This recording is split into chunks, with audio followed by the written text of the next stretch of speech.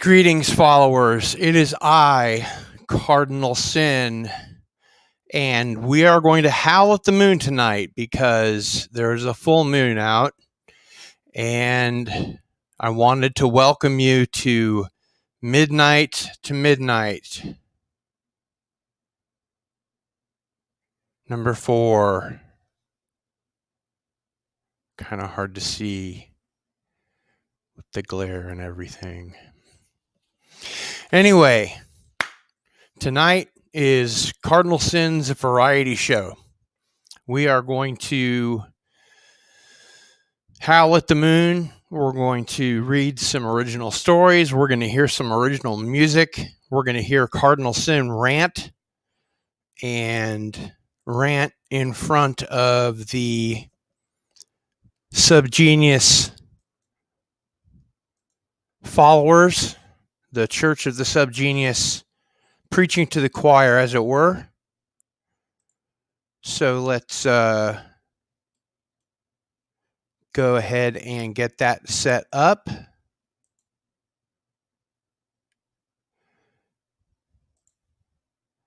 Bianca Zombie. Dude, glad that you're here. So let's go ahead and set up our little thing here. There we go. And we'll see if that works. And this is a rant that I did in front of all of the Church of the SubGenius. Bianca, let me know if you can hear it okay. Here we go. Drunk bum in a bus station, and he said to me, and while we're out at that smart bar, while we're drinking those drinks and feeling smart, getting drunk and talking politics, you glorp motherfucker, I kissed his ass, kicked his ass, and killed his ass, and you're next. You better be one hell of a scrapper, because I'm the best there is. I spar with Jean-Claude Van Damme, I kiss Ivan Trump, and I like it. I write like I'm crazy, and I'm not even stoned. I found the lost Solomon mines. I found them by accident. I dragged my third leg behind me like a dog's tail, and I don't even feel it. I'm the biggest, baddest son of a bitch there ever was, and I got the scars that Heracles gave me in his death throes to prove it. There's no one on planet Earth, in heaven above or hell below, who can argue with me. I holler louder than the Who when they played in 1963. I am the fucking fury of the gods. I am a SubGenius. Why I've got so much slack, it runneth over. Slack spouts out of me like blood from a stuck pig. I drool slack on my pillow in my sleep. I declare so many deductions on my taxes, the IRS pays me. There's not a man, woman, or child in existence that hasn't felt the wrath of my cosmic meta cock snaking in one orifice or another at some time or another. And now I'll feel it again when they least expect it. Why, my rod and my staff, it comforts them. They scream with glee and pain as I split their clefts and rip them asunder. The whore of Babylon paid me to teach her about sex, and I gave her double her money back before we were through. I brush my teeth with my own goddamn spew. It's fucking fortified with fluoride. I hang out in the hollow earth with undead Nazi generals. I play war games with Rommel and his wonderful family in Argentina. I slept with Mrs. Rommel while he was away on business during the war. You can't find me because I am too small. I'm goddamn microscopic. Electron microscopes can't touch me. I bend their lasers and shoot them back. I am a one-way mirror that goes both ways. I ghost wrote for Nietzsche, Jung, and Freud. I won the Nobel Prize before it was invented for inventing it in the first place. I am an oxymoron. I and I alone speak to Jah. I am as soft and cuddly as Cindy Crawford's teddy bear, and I possessed it once in the night so as to peep on her tongue. When she found out that I was there, I changed back and I fucked her so hard that she cried and then begged for more. And I said I had a headache. I did have a headache. Why I'm so contradictory that I'm not. I forget what I just said. I have goddamn genetic photographic memories and I still can't remember what I just said. I am forgetful. I misspell words and Oxford agrees with me. I am the napalm springs of the gods, the fire and the destruction, the terror of Aztec sacrifices thrown deep into the flaming cores of the biggest Domino's pizza imaginable. There is no alien like unto me, and the ancient astronauts flew back to Yuggoth at the first sight of me. I built the Great Pyramid during my lunch break, and everybody else copied me. The Loch Ness Monster swam upstream to spawn with me, and I told it to come back later. I still had a headache from Cindy Crawford. Goddamn, yeah! I spawned the goat with 1,000 young. I spawned 1,001. I use a Cray for an adding machine. I use up all of its available memory. Hell, I retrieve crashed discs and use them in my hard drive.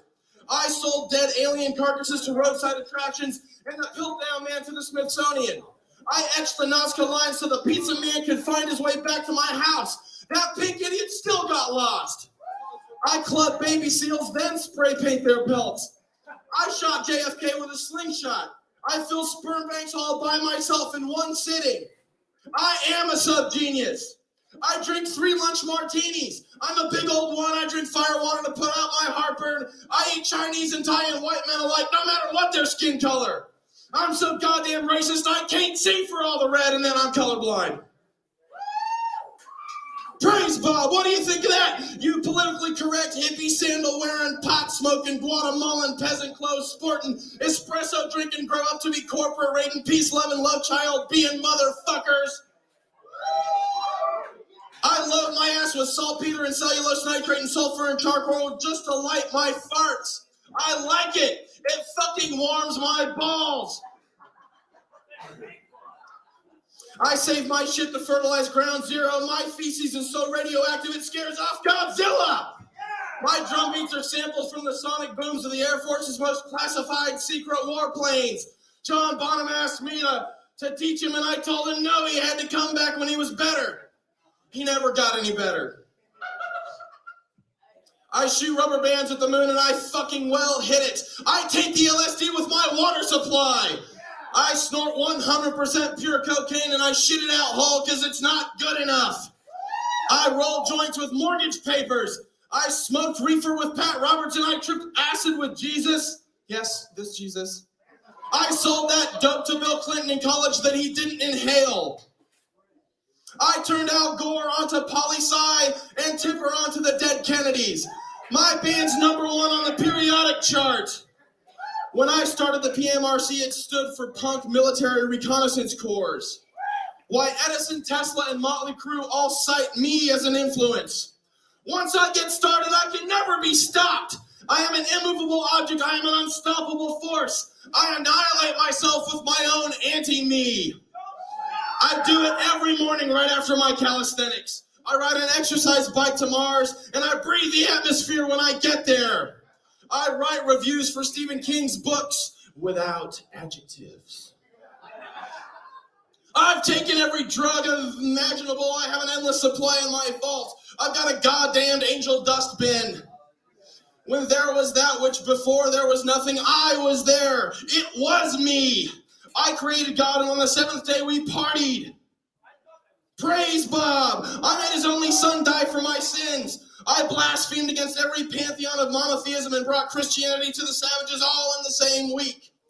I'm an angelic upstart, a buzzcock. I have a stiff little finger. I'm a sex pistol, a cockney reject, and I know nothing about music. I make crop circles with my dick. I'm a snake in the grass. I taught Bigfoot how to lope. I walk on all fours. I gave rabies to Old Yeller just to make generations of little children cry. Praise Bob.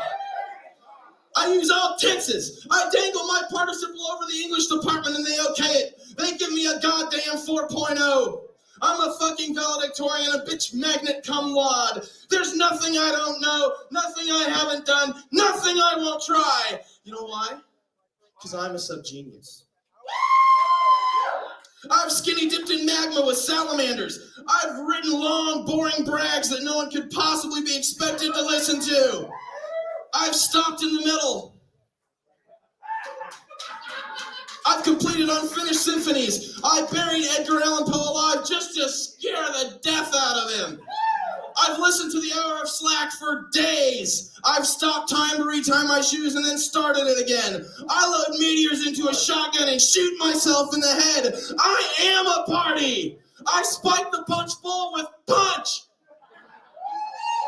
I put goldfish into the Great Lakes. I put Indians into the ocean and Baltics into the sea. I trade Park Place for the Mediterranean and win the fucking game. I invented cybernetics and I still don't know what it is.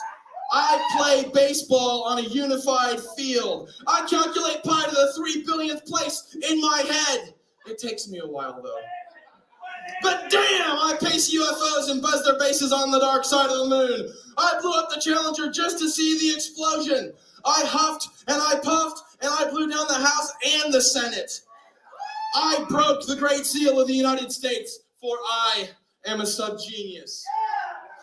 I gave the frugal gourmet gastroenteritis. I taught astrophysics to Stephen Hawking. I let Bob kill me in his spare time at home. I eat my spawn and have it too. I mix metaphors and I still can't tell them from similes. Every time my luck runs out, it's bad. I know God's true name and I'll trade it to you for a 1943 Casey Stengel. I chew Wrigley Field, I burn Ray Bradbury's books. When I grow up, I don't want to be a fireman. I can't wait till Tuesday to pay you for that perfect hamburger today. I'm a fucking vegetarian-tarian. I eat perfectly balanced meals with my asshole. I am goddamn rump-fed. Should I eat well? I take psychedelic enemas daily and get holistic open heart massage. I suppress government findings and flatulence. I kept the Freedom of Information Act a secret. There's nothing you can do to stop me. I beat up Superman and then sent him a kryptonite get well card. I knew Sir Francis Bacon, the Count of Saint Germain, Baron Munchausen, and Madame Blavatsky, and I outlived them all. I have old friends buried in Egyptian tombs. I gave up on Skull and Bones because they were too stodgy. I fart loudly in libraries. I use double negatives. Don't try to not make me. I taught black magic to the Freemasons and showed Gnostics how to make perfect muffins every time. Why I drink the blood of vampires and stop my heart just to see what it feels like. I arm wrestled Frankenstein's monster and lost. I eat my Wheaties with nuclear waste instead of milk. I ate 42 burgers at once. I am the burger master. I use A1 on chopped ham. I think filet mignon is fish. I'm so stupid I stayed up all night studying for a blood test and I still couldn't pass. I wrote my goddamn dissertation on astrology. I make Maynard G. Krebs look like Einstein. In a past life, I was Elmer Fudd, and I hereby declare it rabbit season. Duck season. Duck season. I pronounce the T in often and the G in champagne. I answer questions for Marilyn Vos Savant. I store my software in the Van Allen belt. My word processor does to words what food processors do to food. Because I am a SubGenius. Praise Bob! I never use a spell checker because I never misspell. I am the anti-Krishna. I spawned the Bhagavad Gita monster. I carry demons in my lunchbox, and I ask construction workers if they want to trade for tuna fish.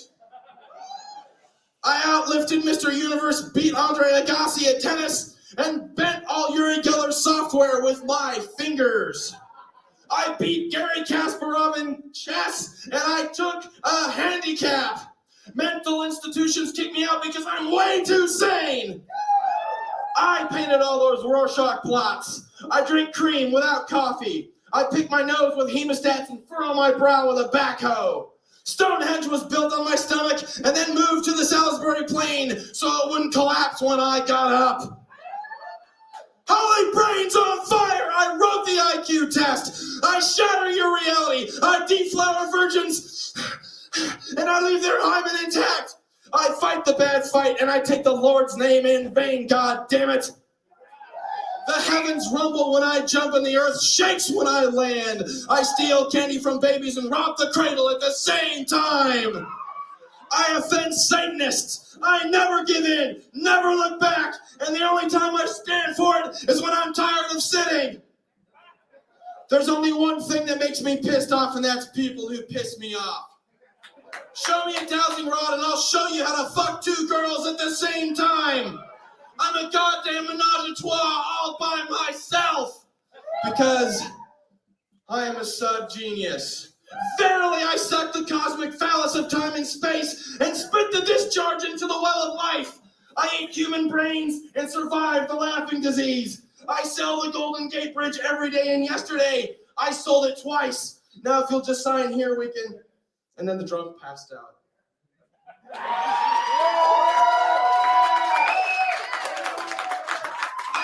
For Cardinal Sin! Believe it or not, you're going to be hearing more from him later tonight. But now it's time to do what the church likes to do best. Make money. It's time for the slack auction, and if you've got any weird stuff, please. All right. So that was Cardinal Sin's rant in front of the Church of the SubGenius and all of their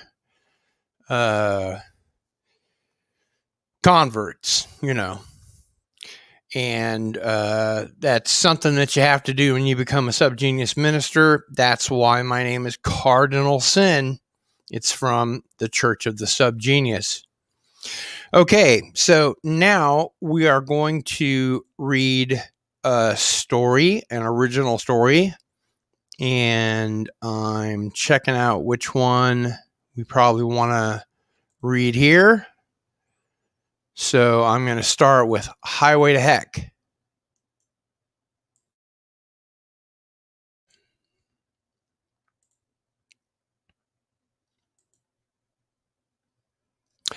Bill was surprised, even shocked, to find that he had awakened from the wreck, especially since he was certain that it had sheared off one of his arms and mashed his head into jelly.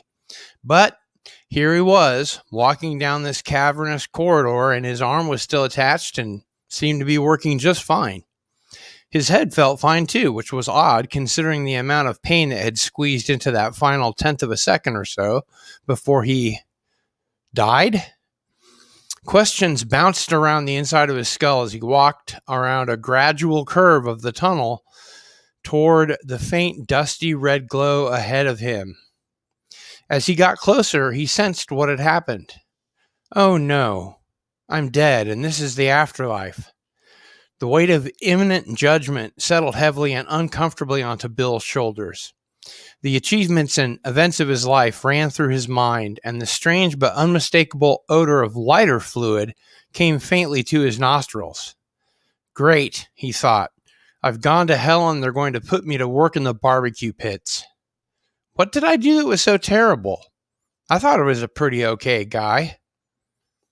Bill emerged into a vast underground room that reminded him more of Bewitched than Dante's Inferno. Cocktail lounges and prefab houses littered the otherwise desolate plain for as far as the eye could see. The only other person Bill could find was tending a large grill and having a difficult time by the looks of it. The man held a martini in one hand and was trying to flip burgers on the grill with a spatula in his other. The uncooperative hamburgers continually slipped off or simply would not turn over, and Bill wondered why the man didn't put his drink down as he walked up next to him. You might have an easier time with those if you set your drink down for a minute. The man turned his head towards Bill and snorted. Nah, it never helps. Darn things just never will flip. I always burn the bottoms and the tops never cook right. Makes me so mad. The man turned back to the grill and pressed the spatula on top of a patty which dripped sizzling grease into the fire. Bill looked around. The not gloomy enoughness of everything seemed cheesy and odd. I don't think I'm supposed to be here. I think somebody made a mistake. Oh no, if you're here, you're in the right place. Everyone says that when they first get here. The man took a sip from his martini and a little dribbled onto his shirt, which he tried to pat quickly with his other hand, the one holding the spatula. The end of the spatula singed his arm and stained his white golf shirt. Ow! Dag nabbit! He shoved the spatula under a burger and held his arm, knocking a splash of his martini into the dirt. Bill couldn't help but chuckle and said, "Are you all right?" "Yeah, that always happens, doggone it." The man rubbed his arm and went back to the frying of the burgers. Bill walked around the other side of the grill, looking further down the block and searched for a ceiling or sky. There was only the foggy reddish aura that indirectly lit the expanse of the huge cavern. I can't figure it out. I mean, I might not have been a saint, but I led mostly a good life. Didn't kill anyone, watched my mouth, never even fooled around much. But I never would have expected to go to hell, and I would never have expected it to be like this. Bill noticed the heat. It wasn't searing heat, but uncomfortable and a little humid. "It isn't like this," said the man from the grill. "That place is a lot worse. They say there's lots of different parts of it, of course, different planes with varying degrees of pain, torture, and anguish. But this is worlds better than that." Grease spattered out of the fire and some landed in the man's eye. "Ouch!" He rubbed it with a knuckle. "Drat it!" Bill looked at the walls, the ground, the video arcade set into the rock down the street. What is this place then? Limbo? Purgatory? The man shook his head. "Nope, you've already been through purgatory. That's where you just came from. Probably don't remember that, though. They tend to make you forget at least some part of judgment so you don't recall the wait. Everyone appeals. Long lines in the complaints department. If you forget, it makes your time here more valid. And here is... Oh, sorry. Welcome to heck." The man finally did half flip a hamburger patty, but it fell in the grating and started to burn and smoke on the charcoal. "Judas Priest!" He stabbed furiously at the burger with the spatula, trying to fish it out, and managed to chop it into progressively disintegrating bits instead. "Heck?" Bill laughed. "You've got to be kidding. There's no such place as heck. That's just a word that uptight straight people use because they're too stuffy to curse." "Or too righteous," offered the man, who had now started a small grease fire with the charring bits of hamburger. He scraped at them through the grill with the spatula, trying to get them off the coals, to no avail. Bill shook his head. "That's absurd." He started walking toward the arcade, fed up with this man, his drink, and his grill. The man agreed. "Yes, it is. But it's real. Where are you going?" Bill pointed at an arcade set into the stone wall of heck. "Over there. I figure there must be some other people around here somewhere." The man put his spatula down and looked at Bill. "Yes, there are. I can tell you about it. That's the arcade where everyone loses their quarters. And over there," he nodded toward one of the bars on the other side of the street, "is the club where you can actually get a drink. Problem is, they're so watered down, the best you get is tipsy if you drink a lot." Bill stopped and frowned. Absolute futility, he thought. Everything here is as frustrating as... He turned toward the man again. "Where are the demons? Surely there are demons or devils here." "Nope. We're the demons. They don't need them here. We bedevil ourselves. That's the point. Cuts down on expenses, I suppose.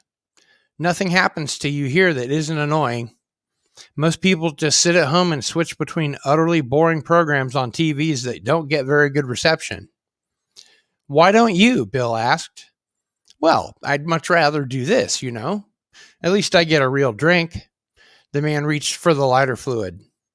"Rather do this? Stand around for eternity and burn hamburgers at the edge of heck?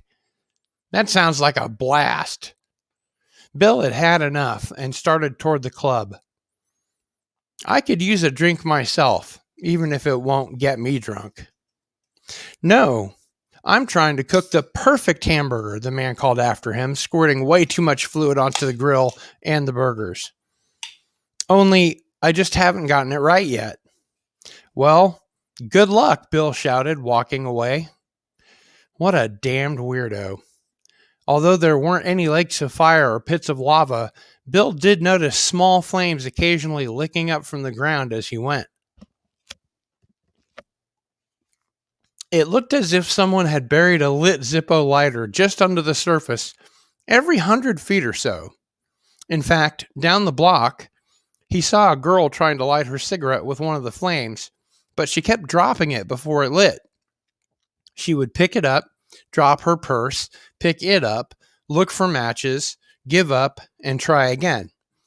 The cycle repeated itself with slight variations. Bill shook his head and entered the club. Inside, bad music wafted out of one stereo speaker, just audible enough that you could hear that it was scratchy and poorly recorded. Other than himself and the bartender, the place looked empty and smelled distinctly unlike a club, too. A still disco ball hung over a small checkered dance floor that was free of scuff marks.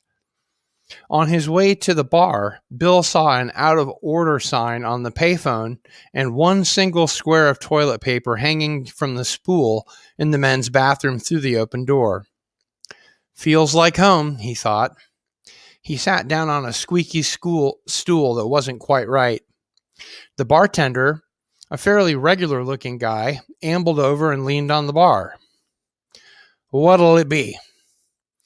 Bill thought for a moment. Vodka.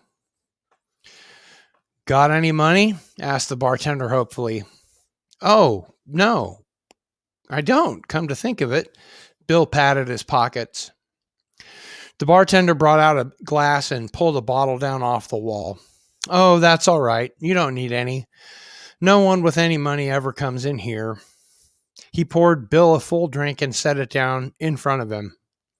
I never get any tips, you know. Bill nodded and took the drink. That seems to fit. He took a gulp of vodka. There's very little in it.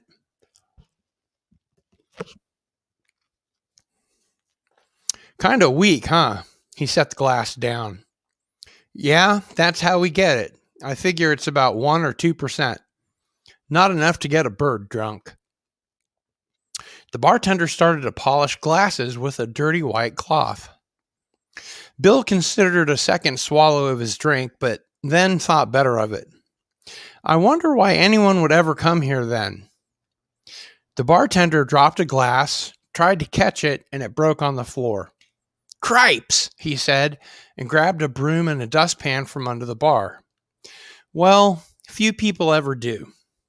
He returned and swept up the broken glass and deposited it into the trash can, which had a large hole in the side. The glass and the other trash spilled out onto the floor. Except him. He pointed with the dustpan toward one corner of the bar, the corner where the right channel speaker didn't work. In the corner was a disheveled-looking man nursing a beer. He hung his head over it and looked generally unhappy. Who's he? Used to be the town drunk before he came here. Bill nodded. Uh-huh. The bartender asked, Why did you come here? To the bar, I mean. Oh, I wondered if I might see someone I knew here, you know, someone I knew before they died. Did you have a lot of middle-of-the-road friends? The bartender asked, sweeping up the trash again. Bill looked puzzled. You know, people who weren't righteous but weren't wicked either. Now, wait a minute. I think I was generally a pretty good person. I mean, not even approaching wickedness. In fact, aside from the fact that I wasn't sure I believed in heaven, I was totally expecting to go there if there was one. The bartender seemed to understand. Yeah, that's just it. Mostly good people aren't righteous enough. You have to do really good deeds all the time to get into heaven. Likewise, you have to be more than just occasionally evil to go to the other place. If you're exactly in between, you go to limbo, fall on one side of the fence or the other, and you end up here in heck. Bill shook his head. I don't get it. I didn't even believe in heck. How could I end up here? He changed his mind and tossed down the rest of his drink, instantly regretting it. You don't have to believe in it, as long as someone does. Actually, lots of people believe in heck, which is why it exists. Believers that know evildoers must be punished for their sins, but could never bring themselves to consider what that might entail. Millions of people walk around every day firmly believing that something is down here, but have a vague impression of what it is. That's the nature of faith, I suppose. The bartender waxed philosophically, refilling the trash can again, which emptied itself onto the floor again. How do you know so much about the machinations of the afterlife anyway? Well, I am a bartender. Plus, after you're here for very long, you get to understanding things like that on a much deeper level than you used to. You spend a lot of time pondering things like that. He shrugged. Bill got off the stool and walked around to the karaoke machine, which was missing its microphone. The drunk poured himself another beer. It just seems so outrageous. There couldn't ever really be a heck. He toyed with the knobs on the machine and signed in resignation and disbelief. He turned back to the bartender. So what's your story? The bartender sat down behind the bar. Same as you, I guess. Average latter half of the 20th century American. I was a bartender then, too. Guess I watered down the drinks too much. Had a wife, had the average amount of existential curiosity. Never went too far to explore it, though. I mean, not any more than anyone else. I never made a conscious decision about where I stood. I was too uninformed about the options and never took the time to figure them out. It suddenly dawned on Bill why he'd gone to heck. He looked at the bartender, astounded. I know why I'm here now, he said with certainty. Why? Were you a theologian? No, I think if I'd been a theologian, I would have gone to limbo, answered Bill. I was a philosopher. Oh, I see, said the bartender knowingly, picking up the bottle. Then I'd better pour you another drink. And that's the end of Highway to Heck. Hope you liked that original story.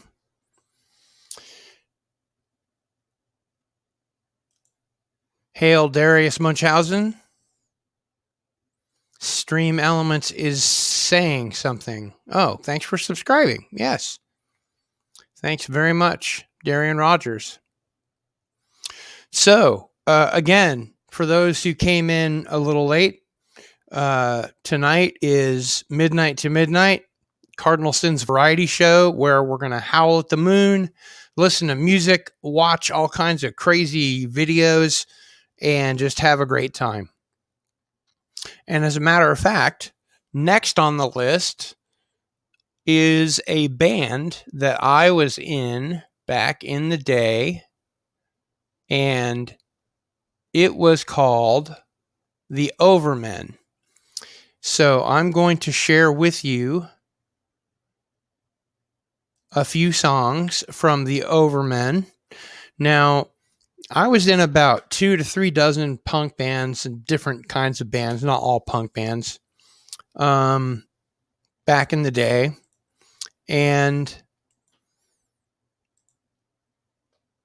I had a lot of bands that recorded in the studio. This band never recorded in the studio, but we got a pretty good rehearsal tape. And I eventually, fiddled with that and kind of produced it into an album. So that's what we're going to listen to now, the Overmen. And let's see what we have here. Let me know if you can hear.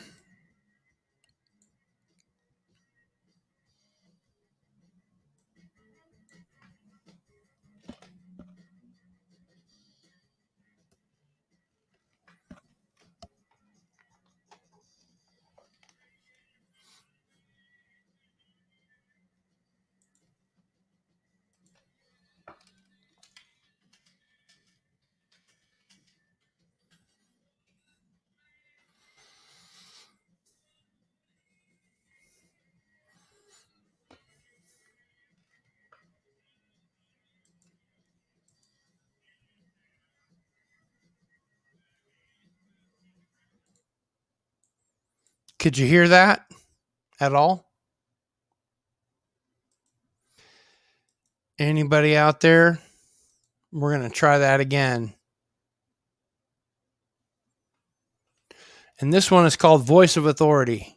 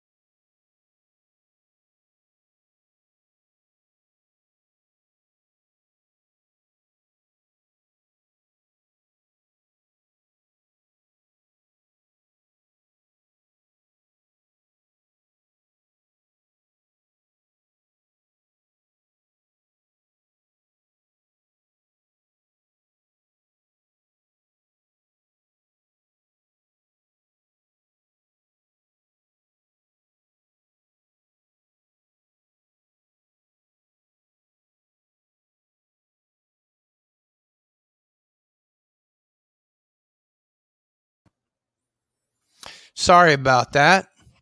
Don't know what happened there, but we're going to give it another go. I hope everybody's still here. Please type at me if you're still here, and I will continue the music. Let's make sure that everything is lined up. Okay.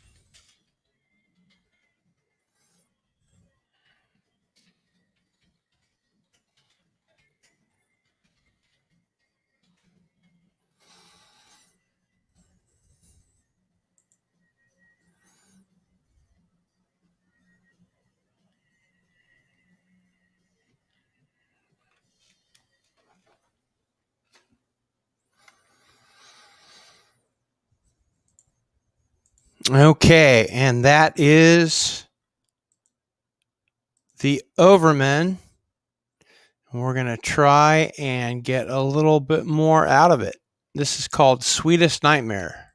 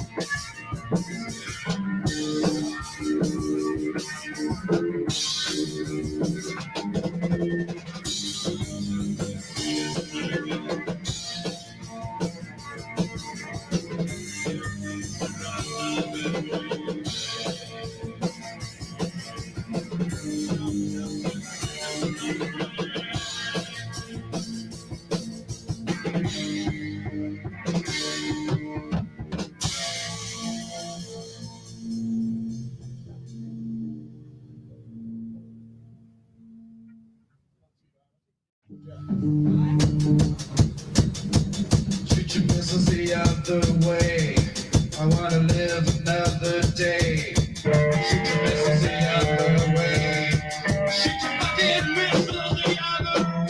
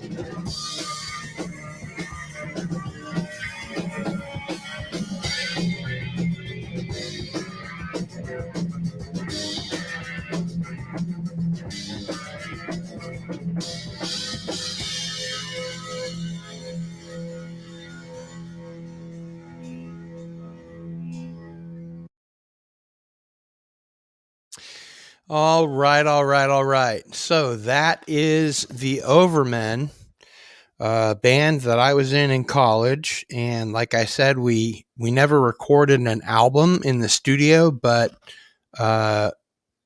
back when, prosumer equipment was still attainable before they fucked it all up. It was pretty good. So we had a stereo recorder with 2 microphones in it, and it sounded pretty good. So we're gonna do one called Red Car in Red Groove, and you can probably tell how metal that one is just from the title.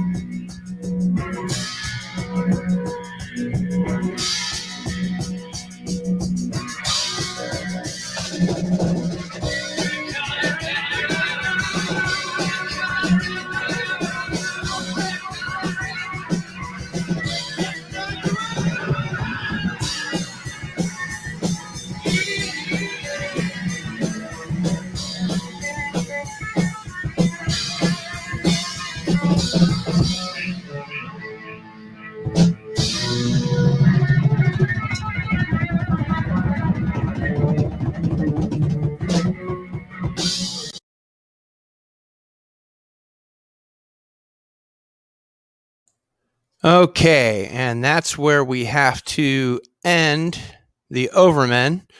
That's the first time I've ever played the Overmen anywhere. So consider yourselves either lucky or damned, I suppose, one or the other. So we're going to take a quick straw poll. Appreciate everyone in the chat digging the tunes. So we're either going to, one, go through my record collection, or two, I'm going to read another story that I wrote. So one, if you'd like to browse through my record collection with me, and two, if you'd like to hear me read another story. Please enter into the comments a 1 for record collection and 2 for me to read you a story.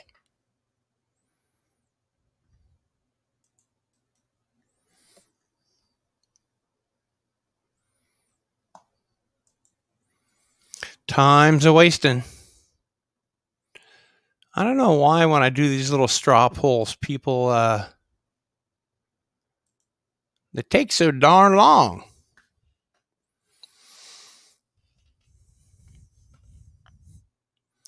Would you stop talking to each other in the chat?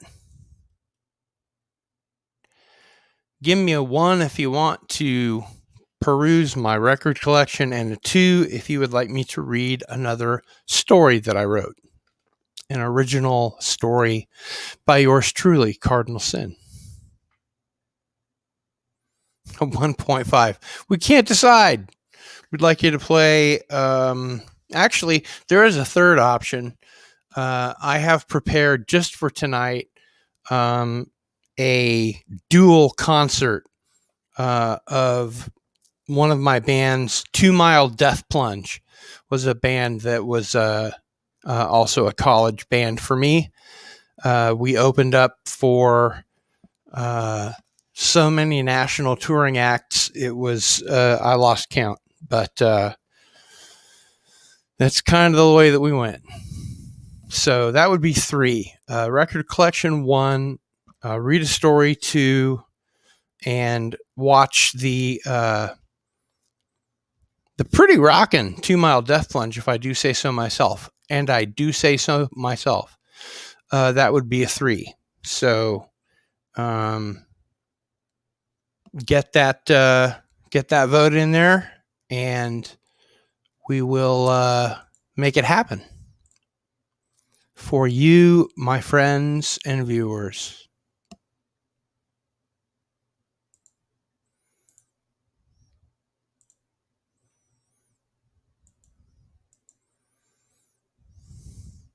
Two, then 3, says the Jester of Sin.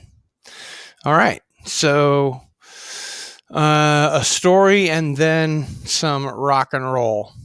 Darius Munchausen, since you are present at just about every single live stream that I have, I'm going to let you break the tie. Do you agree with the Jester of Sin, or do you want to stick to hearing me read a story?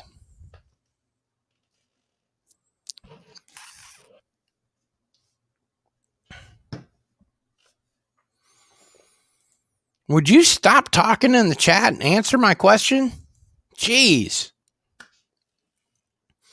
Let's see. The story that I would read, just to give you a heads up, is called Ribeye Breakfast Blues. It's not a very long story, but it's kind of a beat poet stream of consciousness thing. I'm very proud of it, man. I got to tell you, it's fantastic. It's something I'm really happy with, and no one can ever take that away from you. Once you've written a story, it's yours forever. And don't fiddle with the ending too much. Just, beginning, middle, end. Write your story and move on. Do something else. Write another story. Because it can get tedious. You You don't want to get stuck in a rut or something. Man, I'm telling you, it's crazy. It's fantastic. The rock and roll lifestyle. I got a lot out of it, but not what you think. Don't go there. All right, so we got a couple of twos. All right, story time. There is a full moon.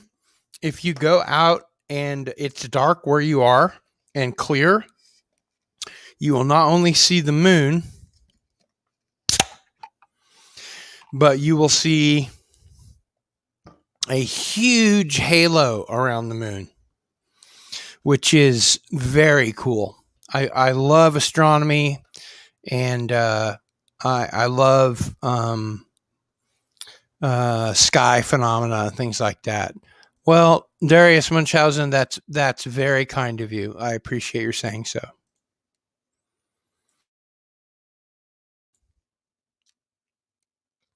Well, let's go ahead and take a look here at Ribeye Breakfast Blues. And actually,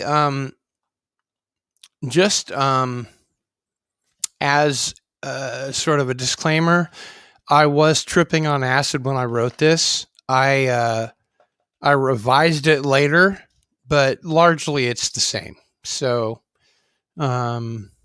here we go. Ribeye Breakfast Blues by Cardinal Sin.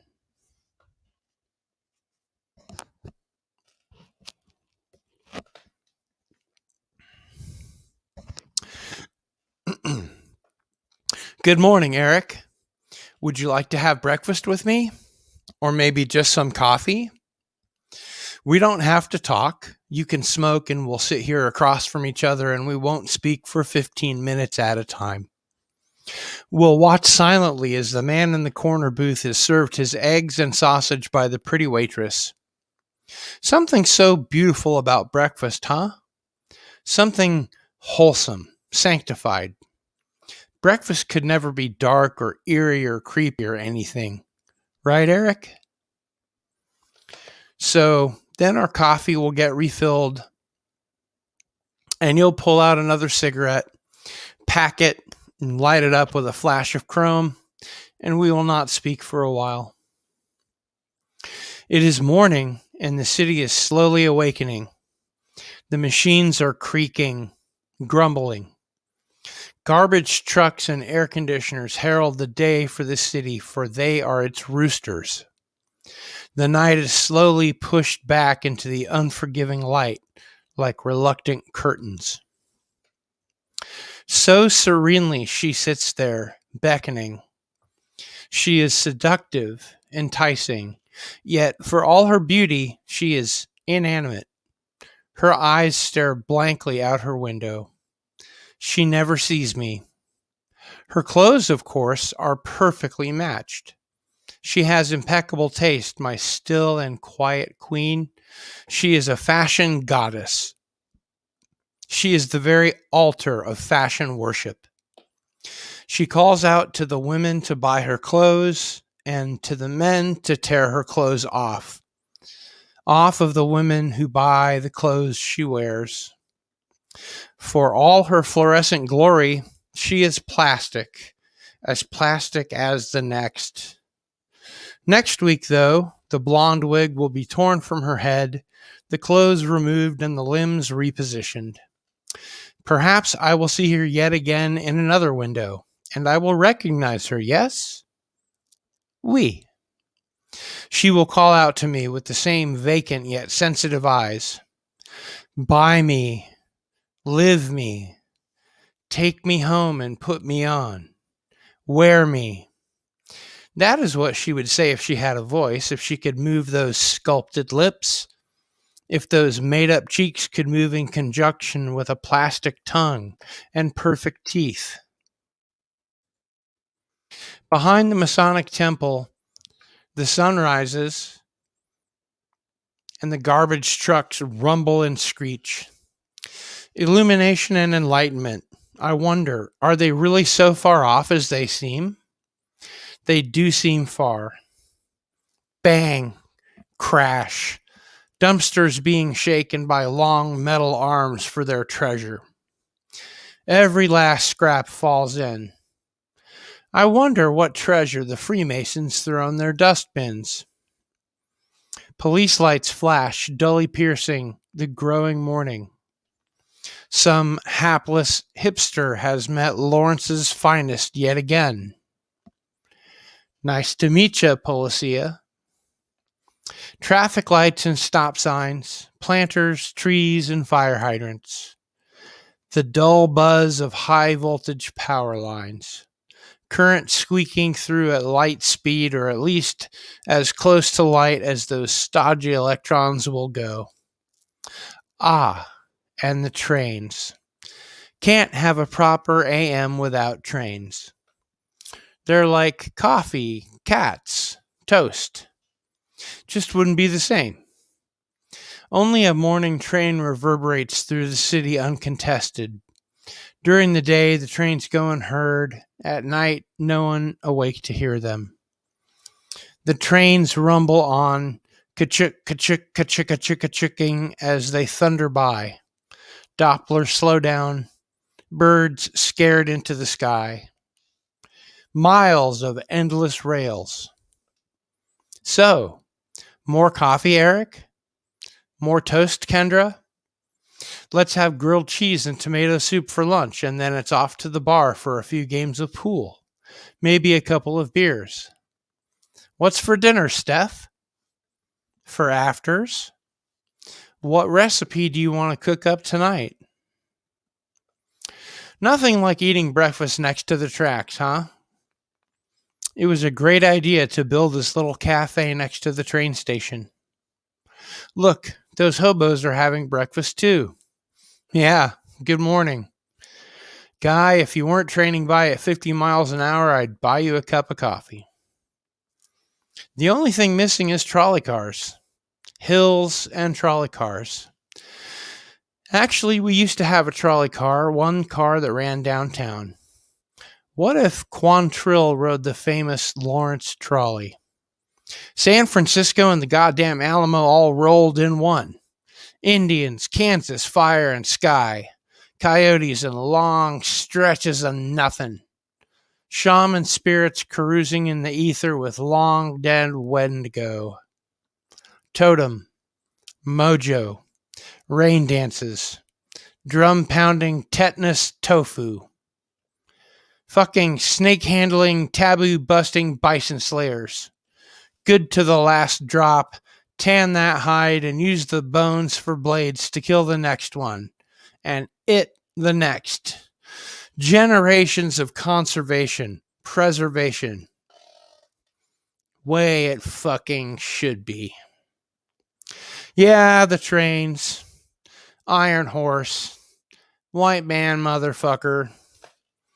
Fucking crazy European New World dumb shit assholes. What the fuck do they know of trains? What do they know of the pony relays, which predated the Iron Horse by centuries? Iron Horse, its lungs breathing hot fire and huge black clouds of coal, combustion, exhalations. Arrows were too good for the train bringers, the telegraph builders. Scalp them. Show them the error of their white man ways. Goddamn paleface.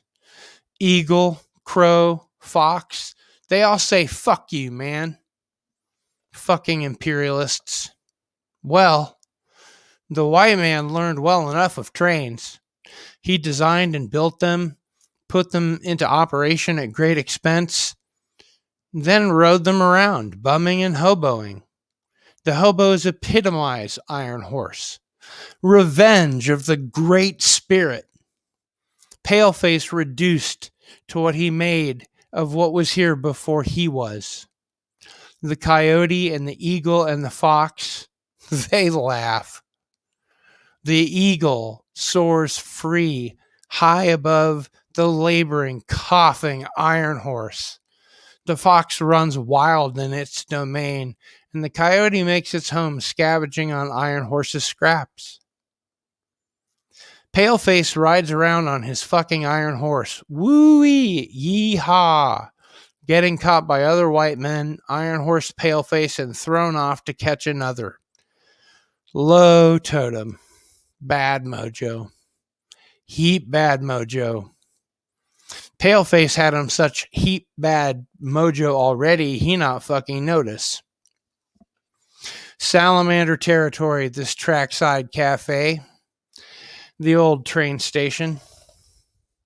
Salamanders, iguanas. The place is a virtual reptile garden. They bask in the hot day sun, then crawl under the cool stone foundation at night.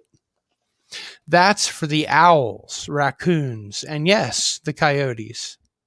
Howling for communication, networking, and triangulating their next location change. Unit 4, roadkill on Highway 6, 4 eels east of last pond. Den leader Fang, skunk tread waffle a ways down. Avoid the fucker, stinks like a rump-fed runyon. Trains and jazz, gamblers and guns, miles of endless track and rail, and no one to see a body get tossed off by a couple of hobos drunk on firewater.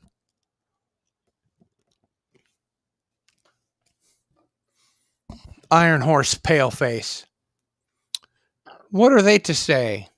Oh, well, you see, Judge, I was copping a rail on this Iron Horse, see, and this Paleface, he comes flying past the mail hook and blood spouting from a bison-sized head wound. This other white man shot him with a fire stick. Some cards flew past with the body. I think it was a royal flush. Might just have been a flush. A long time since I played cards, Judge. Craps. That's my game. Dice. You want to shoot craps, Your Honor? My Uncle Ben was an engineer. Santa Fe, early 50s. Back when trains were a big deal. Major source of commercial transportation. Now it's rigs. Back then, though, I used to ride the trains with my uncle. Used to be gone for days at a time. Omaha, Norman, Atchison, Columbia. Mostly short lines and cattle's all they had in Oklahoma, man. Trains and oil wells. The cattle went through, but they didn't ranch there. They didn't get harvested there. Just passing through. One of them cattle cars got jolted loose. Sometimes the hitches don't connect up quite right, and you can lose a car without even knowing. And the next train along ended up wheel deep in hamburger. That stuff was rare. Uncle Ben had to go back in a car, an automobile, that is, and inspect the damage and clean up. We ate ribeyes for a month. And that, my friends, is Ribeye Breakfast Blues. Tim Possible. How long have you been here, man? And Jace, dude, you missed the totally cool metal music that I played, that I was in a band in college. I played just for you. Maybe I'll play one more song before we move on to the next thing. It's good to see you here. And yes, please smash that like button. My small channel is growing, but it needs your help. Okay, so now we're going to take a look at my record collection. Some of it anyway, just a few select records. And I want to make sure that they actually show up with this light that I have. They don't really do that well. Let's see if we take them out of the poly liner, if they show up any better. Yeah, This is pretty good. So this is Crucifix. This is a very rare record. As a matter of fact, it isn't a record at all, or at least it's not a record sleeve. On one side, you have Crucifix, and on the other side, you have Corpus Christi. And of course, it's in perfect condition. I don't bother with records that aren't in perfect condition.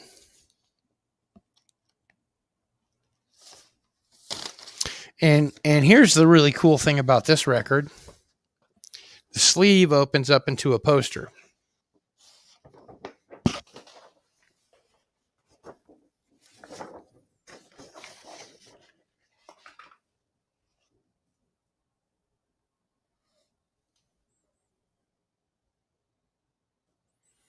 How cool is that? And of course, on the back, there's all kinds of liner notes and cool stuff. But this album is kind of dependent on being able to fold the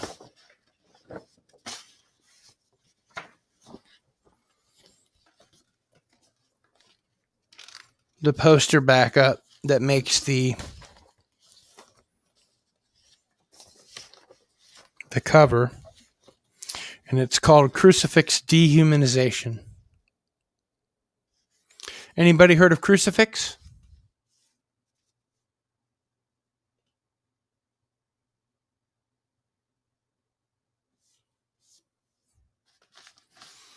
Crucifix was a great punk band, but I haven't heard anything about them for a long time. All right, and now we move on to probably a band that everybody's heard of, DOA. This one is called War on 45.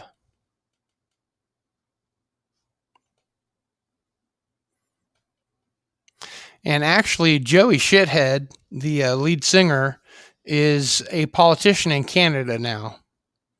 And one of their famous catchphrases is talk minus action equals zero. And that's true for everything. And of course, again, the record is in immaculate condition.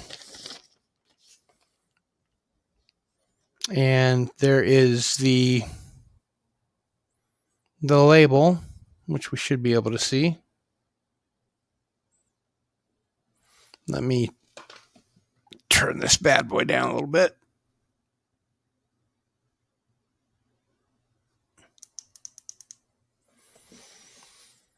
So you can see the label there. God, I'm still trying to figure out the way it works. And then on the other side, it has the famous Alternative Tentacles logo.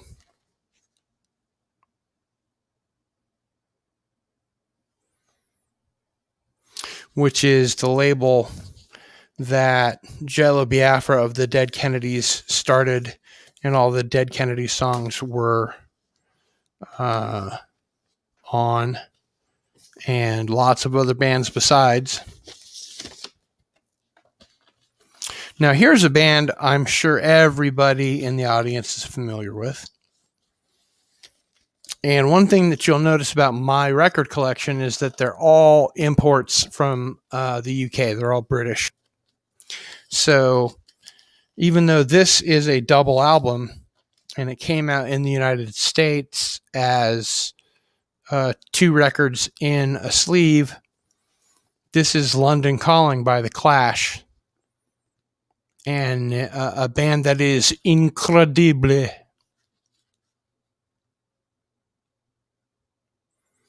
Great album. Very, very seminal punk band. And this is probably their best album. And it opens up into these two immaculate records. And they were so good that they were on Epic at the very beginning of their career. They signed to a major label.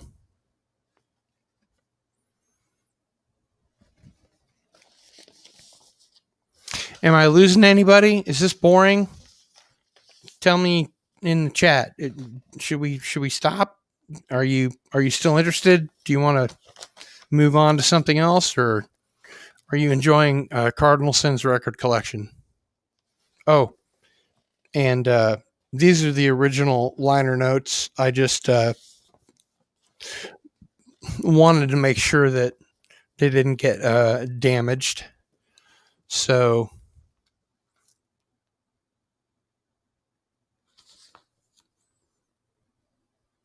cool stuff. It's got all the lyrics and some photos and little, notes by the band. It's punk, man. We love it. It's fucking metal. No, that's the wrong show. Sorry. It's that's Robert Meyer Burnett. We don't do midnight metal here. It's just midnight to midnight, which tonight is brought to you by the full moon. We are howling at the moon tonight. Ow! There's a big ring around the moon right outside. Huge halo, a lunar halo. And high tide. We're a bunch of lunatics is what we are. Lunatics. I think there's a punk band called the Lunachicks, now that I think about it. Are y'all having a good time? Should we keep doing what we're doing? Everybody seems to think so. So this is one of my favorite bands, Dag Nasty, and I interviewed them when they came to town. And Brian Baker was in the band, and when he joined Bad Religion and Bad Religion came to Lawrence, he came out and signed some of my stuff, and he remembered me, and he remembered me interviewing him at the legendary Outhouse venue. And he remembered, some stuff that was really difficult to remember. These are some photos and lyrics. And one really cool thing most people probably don't have. It's on green wax. How cool is that?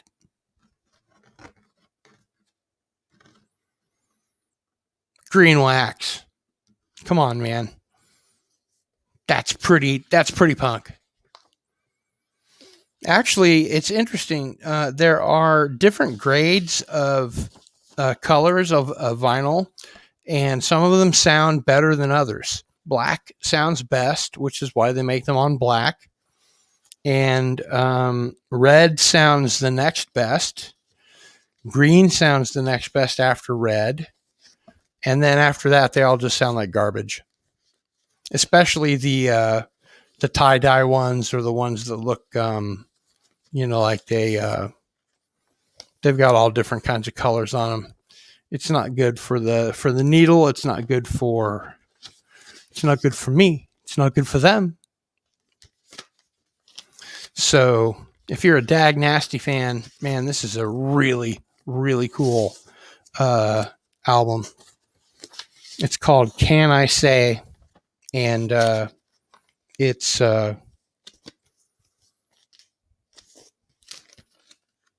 really, really great record. Okay, so now we're going to move into the D's. And remember, this isn't my entire record collection. This is just a few things that I brought out, to show.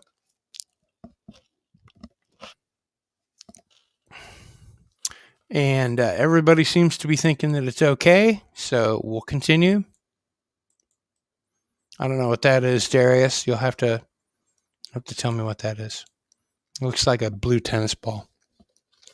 Everybody who loves and knows me knows that I am a huge fan of Devo. Devo is actually a punk band masquerading as a new wave band. They started out in 1974 as an art project, and they became a triple platinum selling band. This is the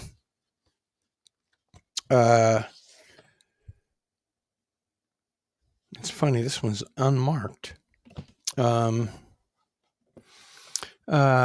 Traditionalists album, which features Through Being Cool. I don't know if you can see that. I gotta turn this light down.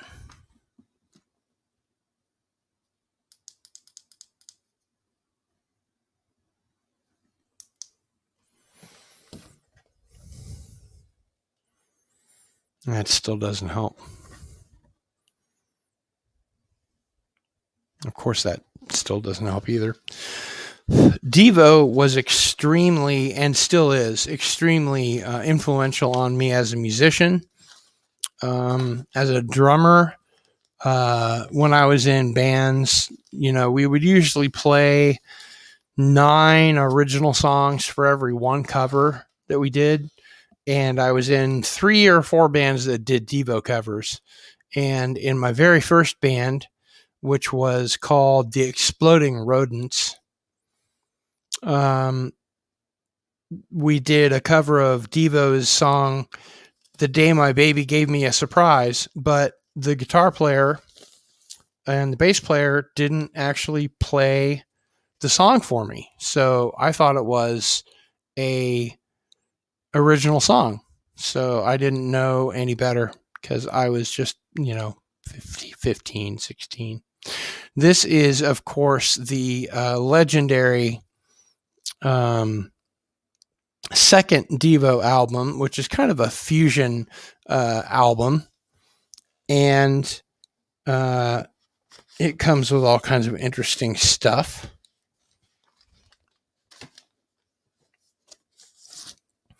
Again, of course, in perfect shape. Duty Now for the Future.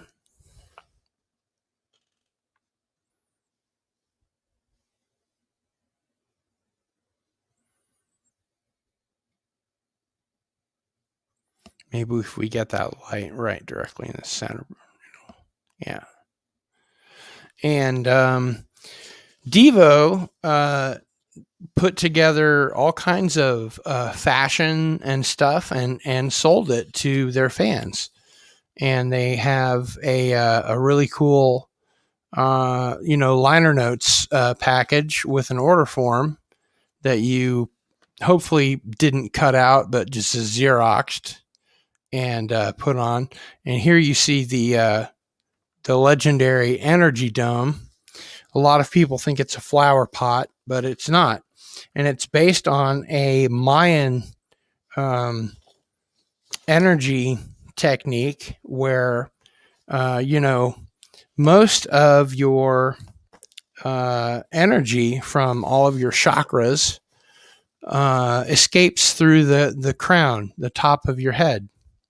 And so they invented the energy domes so it would recirculate the energy back down through your body. And I have to tell you, as the owner and a user of an energy dome, it works. It's invigorating. It's a wonderful design. And of course, if you ever see anybody wearing an energy dome and you're a Devo fan, you realize that you have met a fellow brother or sister. And don't tell anyone, but I'm actually going to demonstrate.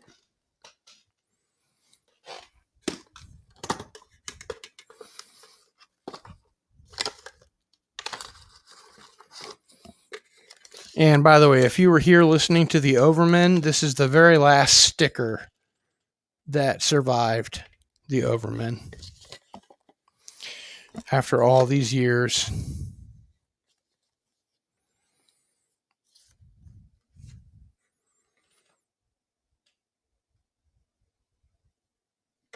great art, some interesting side projects. This one was called Jihad Jerry and the Evildoers. Mine is not a holy war. And it's kind of what brought Devo back together to make their 2010 album Something for Everybody. And it's what got them, back playing live. They're playing 2 live shows this year, both of which are too far away and too expensive for me to get to. I have to take this off to demonstrate the energy dome.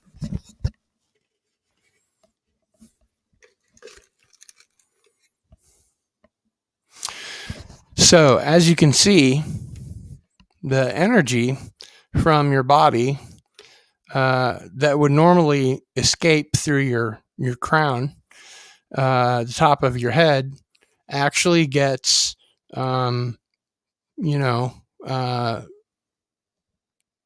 readjusted and then goes back down through your spine, and it saves. I look a little bit like Hitler, don't I? Sorry. It saves all that energy and puts it back into your body, and the energy domes are very important for keeping that good energy going.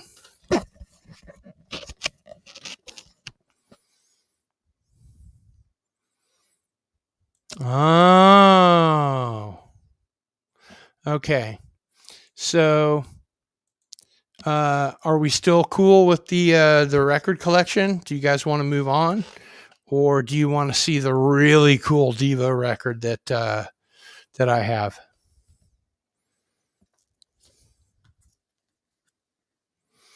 This is a record store day only album. It's New Traditionalists live in Seattle.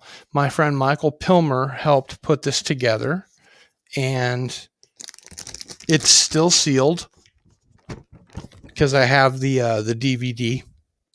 I'm sorry, the CD, and it's basically a live show from Seattle on the New Traditionalists tour, and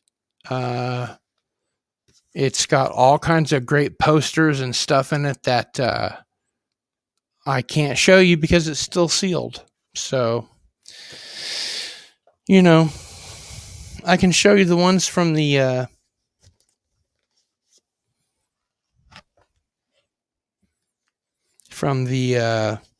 CD, but you probably get the idea.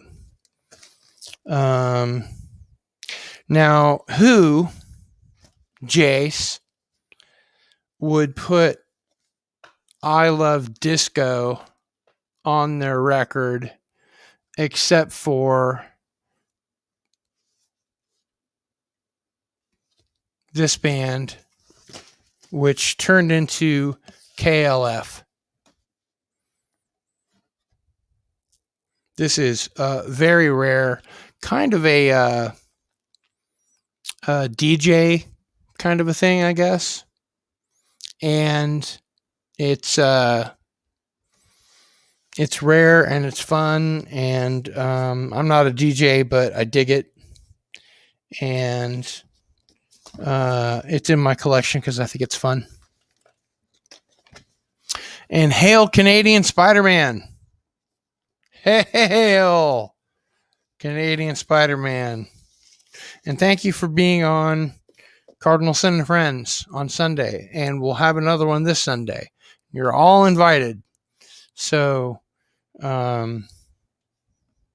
make sure and bring topics and bring friends. By the way, this is the 40th anniversary Circle Jerks t-shirt.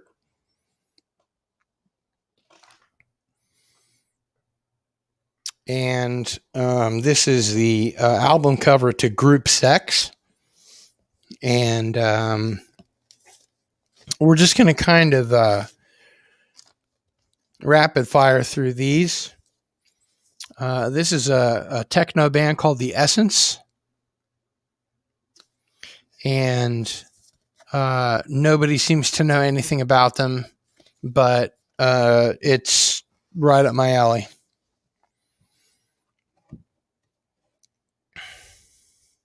I love it.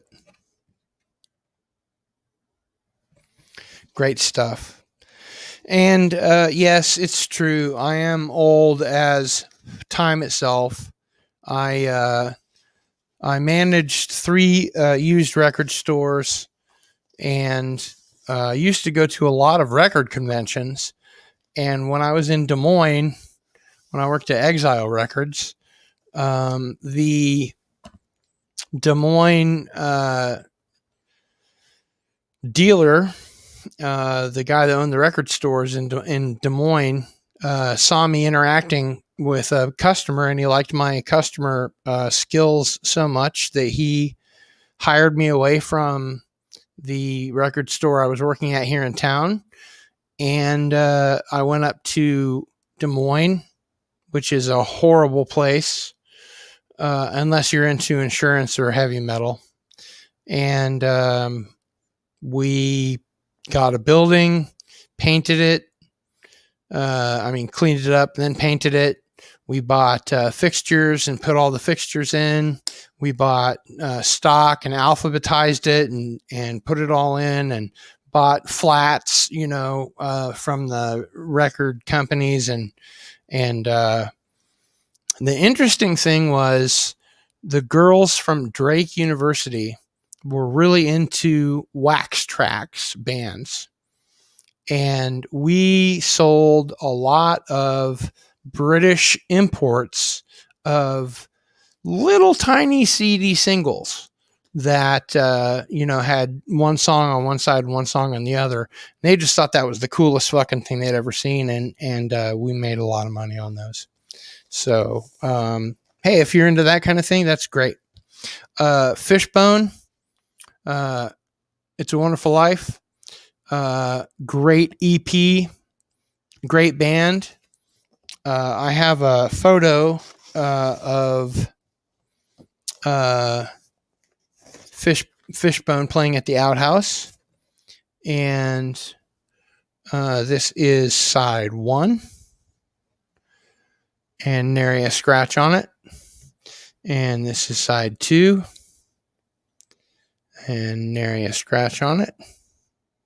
Trying to get that light right in the middle there. I'm not sure that helps, but let me know, guys. Are you enjoying the little dip into Cardinal Sin's record collection, or would you like to change activities and do something different? Specifically, I can read a story, or I can play some video of 2 Mile Death Plunge in 2 concerts. One in Atchison, Kansas, that happened in a high school with a guy that apparently had never used a camcorder before in his life, because he thought that he turned it off and he had it down here. And it was in a gymnasium, so the sound bounced around and sounded horrible. But before that is the Day on the Hill 2 Mile Death Plunge video, where the sound is really good. This is one of my favorite bands. It's called Guadalcanal Diary. Jamboree is the name of this record, and I never thought I would get another copy in as good a shape as this one is, but I did, and I got it for a good price. And it, of course, is in immaculate fucking condition, and it's on Elektra Records, and it's called Jamboree.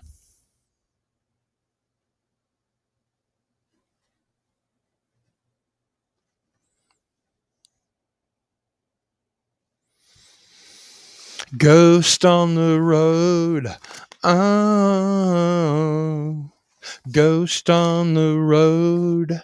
Oh, here's something that you won't hear from anyone else, because it only happened to me. Jeffrey Lee Pierce, the singer for the Gun Club,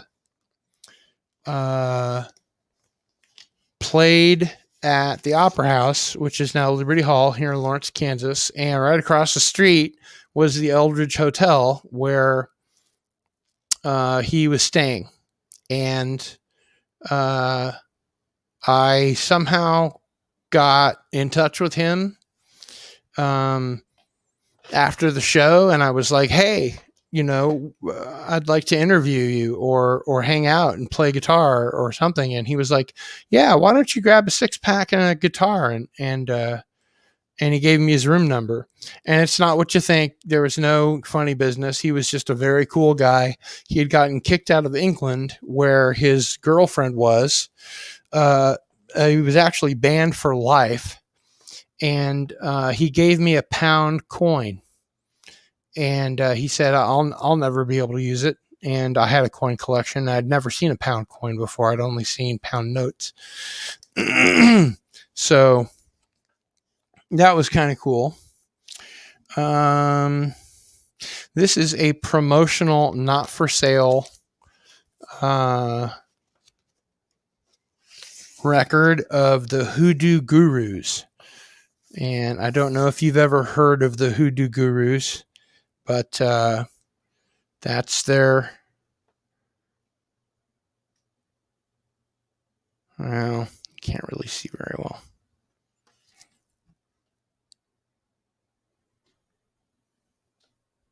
There you go. And it's in spit polish shape. All my records are in spit polish shape.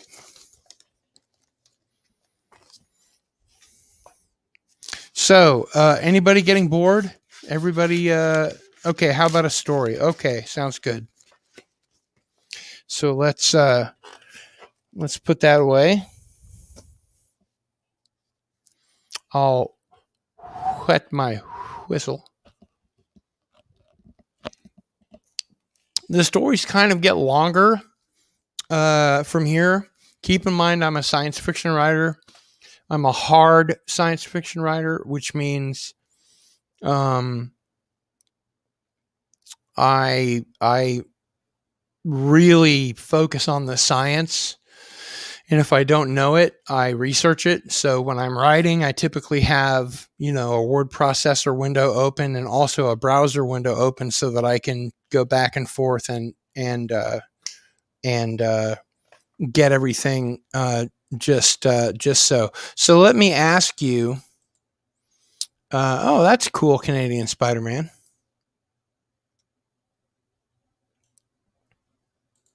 Yeah, it was a good show.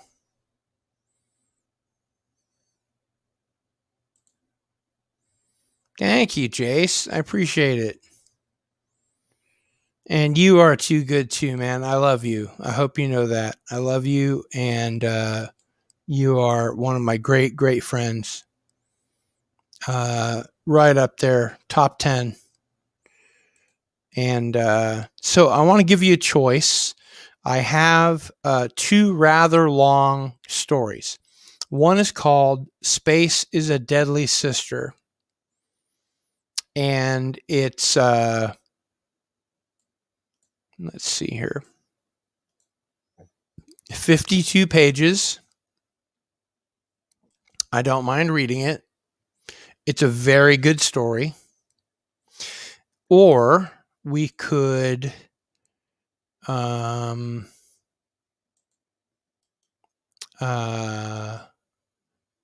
with a story that I wrote called The Devo Riots.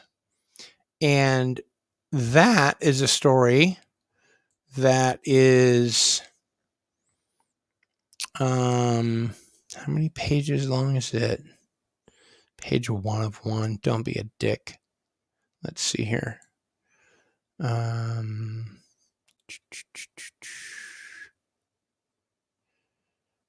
Insert footer. Yeah. No, I don't see one. Yeah, there's no pages. So yes, we will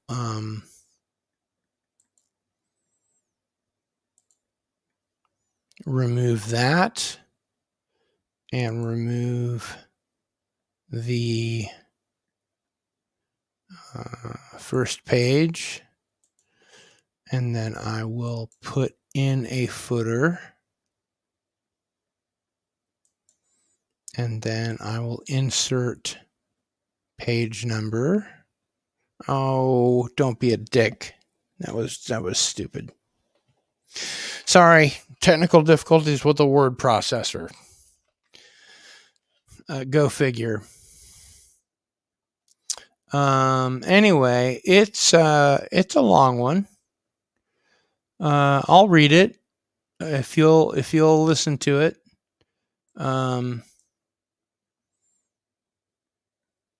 Yeah, I can't. They're both about the same length, to be honest. Let me actually go to the top. As a professional writer, you have to list how many words there are. So there are 10,225 words in the Devo Riots. And the Devo Riots is a story about Devo punks and the SubGenius League of Ass Kickers, also known as Slack. And the Slack troops are their sort of militaristic wing. So it's a splatterpunk story. So if you like splatterpunk, the Devo Riots is kind of your bag. And if you prefer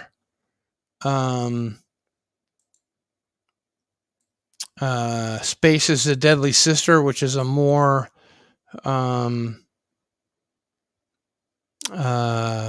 kind of a more traditional science fiction story, but it's also a hard science fiction story. I'll tell you what. I'll read the first paragraph of each one, and then you guys decide. So this is Space is a Deadly Sister. I realized as I was freezing to death how beautiful Jupiter is from Ganymede's surface. Beautiful like a huge spider watching me with one powerful, raging mutant eye. Hanging there in its web, space, coldly staring me down, which only added to the growing chill I felt from my failing spacesuit. The fuel supply was nearly extinguished. I found myself doing the most ridiculous things in an attempt to stay warm. Rubbing my gloved hands together, going for low-gravity jogs. Even if I could reach Ganymede's Terminator in time, it didn't provide enough ambient heat to be of any help. I was doomed. Doomed! Okay, and then here is the first paragraph of the Devo Riots. So you guys can choose. Part 1, Through Being Cool. It was about 5 o'clock p.m. Sunday, and in downtown Dallas, they were rioting again. The factions were at it, about 150 Devo punks and 70 or so Slack troops, and there wasn't any stopping them, not for now. Because it was Dallas, the headquarters of the World SubGenius Foundation, reinforcements for the troops wouldn't be far off, but by the time they arrived, the emergency boys would be all used up and the Devo punks would be ready to chew through some more. Okay, so there you've got the first paragraph of both stories. If you enjoyed the hard science fiction story, then put a 1 in the chat. And if you liked the Devo Riots, which is more of a splatterpunk story, put in a 2. And I will read it to you, whichever one you prefer. So Space is a Deadly Sister is number 1. So put a 1 in the chat for Space is a Deadly Sister. The Devo Riots is 2. So put a 2 in the chat. and I hope that you both agree because there are two of you. So, Diva Riots number 2, last call, Darius Munchausen, who's still with us.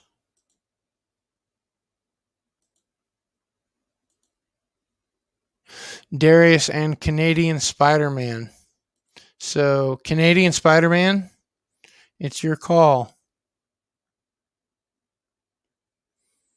Or rather, Darius. Sounds like, I don't know if Jace is still here. Is Jace, are you still here? Put in your vote, man. Do you want a hard science fiction story, or do you want a splatterpunk story? They're both about the same length.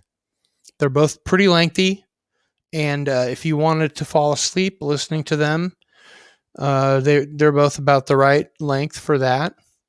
So, put in your number, or we just go to the Diva Riots.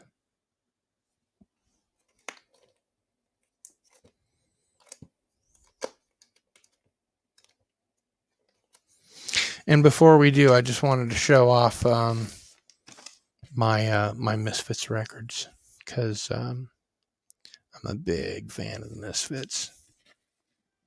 We are 138. We are 138. We are 138.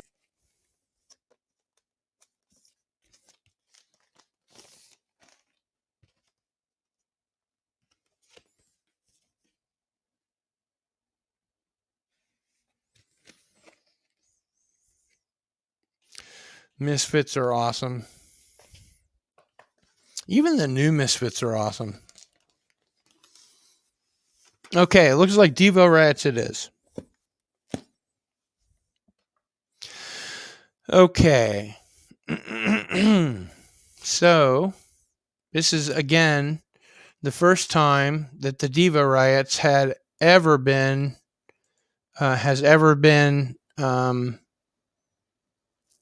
read aloud anywhere, right here, just for you.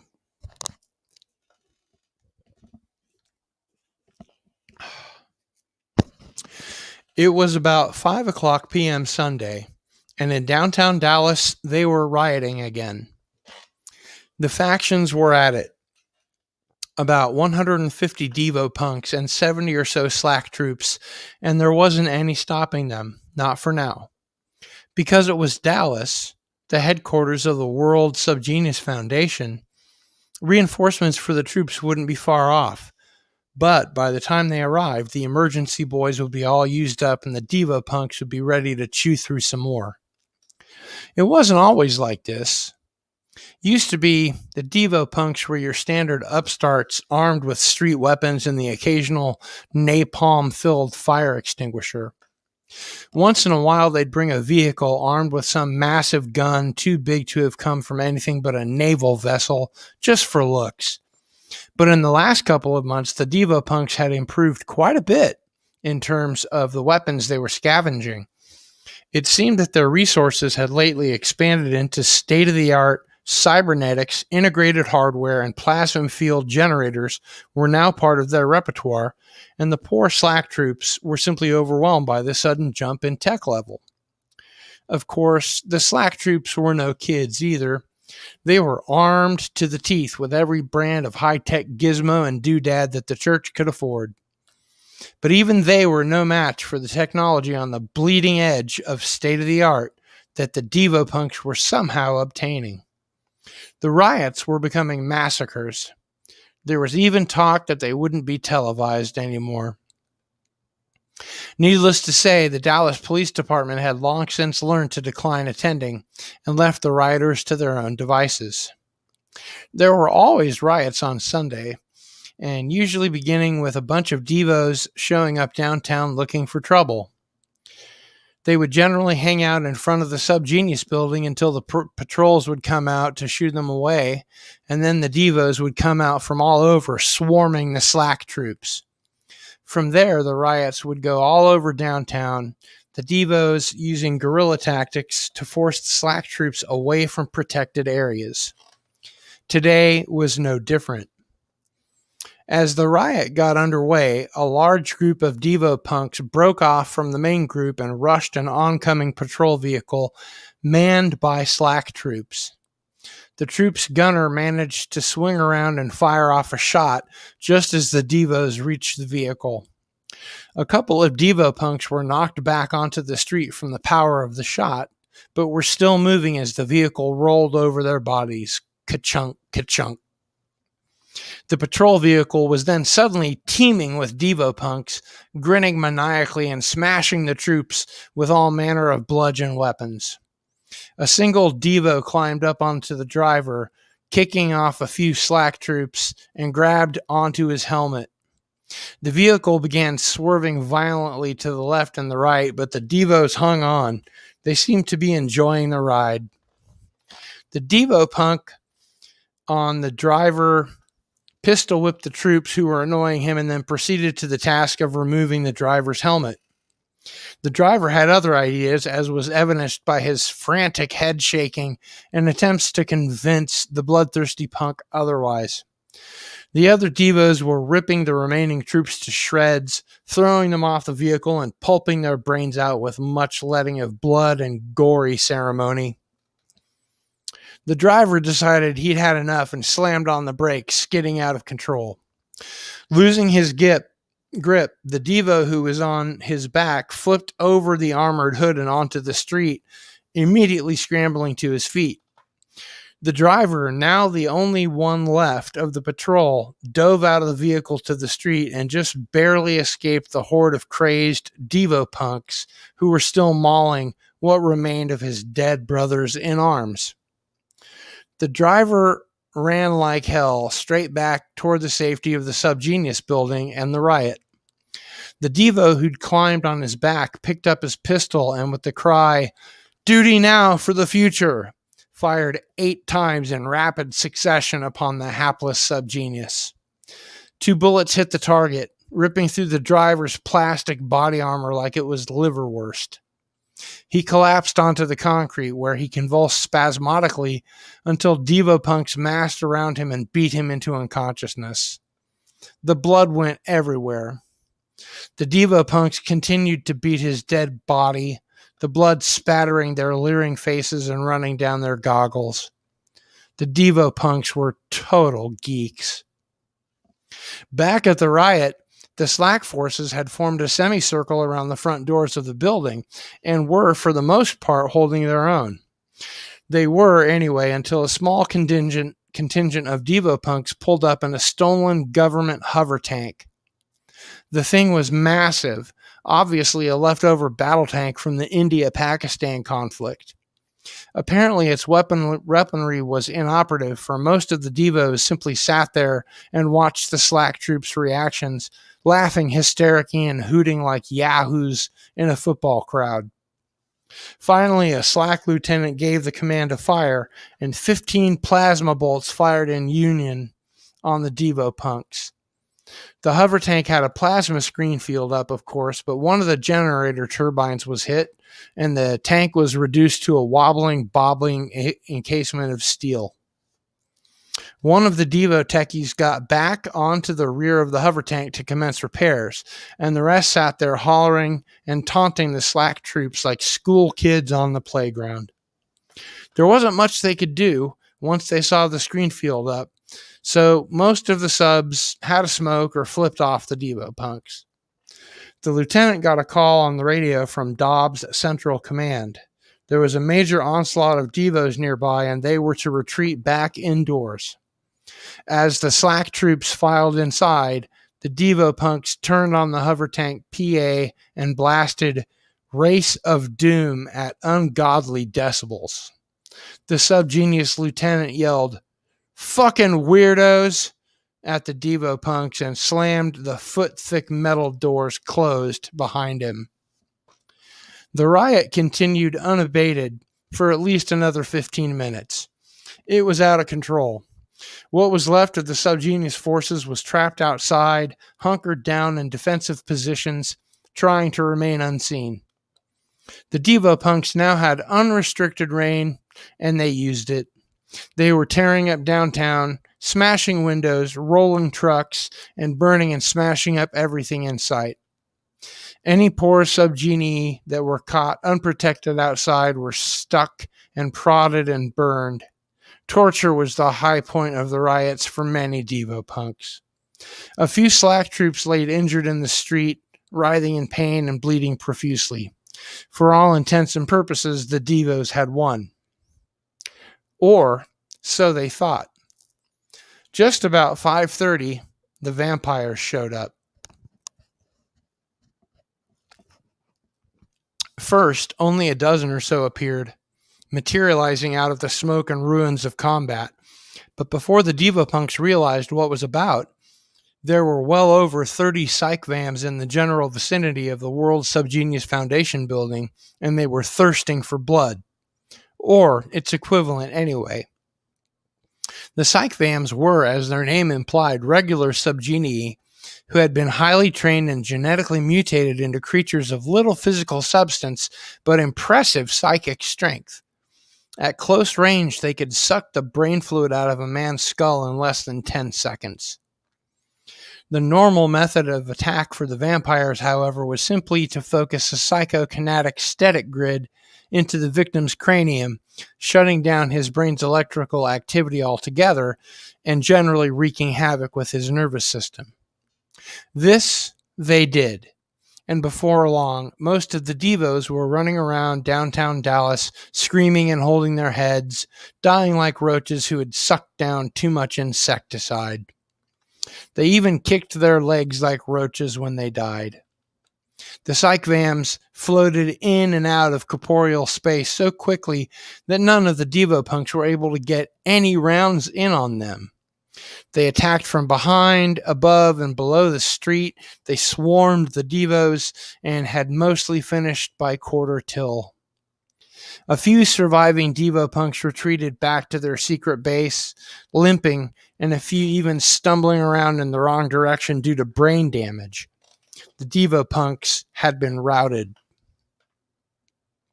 Up in the SubGenius building, the top brass issued orders for men to re-enter the street and secure the area, clean up and try to recover the surviving slack troops.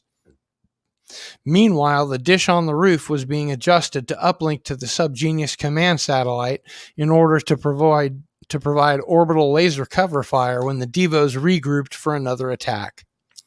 A desk jockey had called up the downtown vid angle on his monitor and was now prepared to fire with digital accuracy upon individual targets should the need arise. The Devos would be fused into laser slag, and the hot cinders of their remains would float up into the atmosphere, only to eventually land again and fertilize the ground somewhere. They'd be recycled. Part 2. Gates of Steel. High at the top of the SubGenius building, Stang burst into the conference room and slammed the door, obviously pissed as hell. Tossing his briefcase down, he leaned on the huge mahogany conference table and scowled at Colonel Mark Mothersbaugh across it. "Where was our fucking cover fire? I thought you said those greens of yours were going to be ready." The colonel looked up from his tactics monitor. His boyish face and tousled hair afforded him a placid look. We lost the uplink. It wasn't their fault," he said calmly. "Hey man, tough titty, you know. We just lost 5 squads out there, and we had to uncrypt the fucking VAMs to deal with them this time. Those things are expensive." Ivan pushed off the table and sat down in front of his briefcase, head in hands. "Some science division." Lowering his voice, he sighed and asked, "What exactly went wrong?" Mothersbaugh put his light pointer down and reached for a frop stick. "I told you, we had a circuit failure and the satellite went offline." He lit up with a slow drag and put the lighter gently down on the table, exhaling bluish smoke into the air. Well, get the damn thing online. We've got a record number of your fucking groupies on the way, and if that satellite doesn't burn them, I think they're going to break into the building this time. Stang's voice was taking on a Nicholsonian quality. Radar shows that they're bringing serious firepower, and I just don't think the VAMs are going to be enough. He was visibly irritated. Look, Ivan, the colonel pointed out. First of all, they're not my groupies, they're Jerry's, you know that. Ever since the schism time, none of the devotees even listened to me. And anyway, I'm sure the psych VAMs will be more than up to the job. Between them and our new satellite, they can attack in droves and they won't get in. You need to calm down, man. Have a frop stick. Stang stood up and hit the table, and the deep thud resounded off the walls of the conference room. Fuck the frop, Mark. Maybe if you smoked a little less frop and got a little more done around here, we wouldn't be in this mess. These riots are all your fault. Stang paced down the length of the room and nervously ran one hand over his thinning hair. Mothersbaugh's phone beeped, lighting up the priority line. Yes, he answered, pushing the intercom switch. A feminine voice spoke. Commander Kendrick to see you, sir. He glanced at Stang, who was already returning to his seat. Thank you, Connie. Send him in. Turning off the intercom, Mothersbaugh took another drag off of his smoke and looked down at the table at Stang. Don't you think you're projecting some of your own feelings of inadequacy on me? You have been really stressed lately. Don't psychoanalyze me, Mark, Stang shot back, glaring. There was a knock on the door. Come, said the colonel. It was Kendrick. Ivan? Mark? He nodded in greeting as he closed the door and entered the room. His uniform and insignia were kempt and neat, but showed telltale signs of battle. Hi, David, offered Stang, waving. Mothersbaugh gestured for Commander Kendrick to sit down. We were just discussing the effectiveness of the psych VAMs. Kendrick's face lit up. Yeah, hey, those guys were great. Should have brought them into the picture earlier. All we had to do was sit back and watch the horror show. Got any frop? Yeah, sure. The colonel tossed him the pack. Commander Kendrick and Stang took their places. Look, that's not the point, Ivan said as Kendrick fished out a stick. Those VAMs are on loan from Dobbstown. If any of them go down, we're into Bob for serious cash. Or souls, he mused. Neither of which we can spare right now. That's true, Kendrick said, holding up one hand for the lighter. Mothersbaugh threw it to him. Even so, the Slack squads don't hold a candle to those mutants, so why waste them? He lit up and tossed the lighter back. Besides, he said, exhaling, we've got the SCS back online now, so those devos won't cause us any more trouble. Stang's expression soured. Yeah, great. So far, that orbital laser's performed about as well as Connie has lately. He glowered at the colonel. What if it goes offline again? You want to play him some of your easy listening music? Or maybe some songs of the spires? He taunted sarcastically, turning to Commander Kendrick.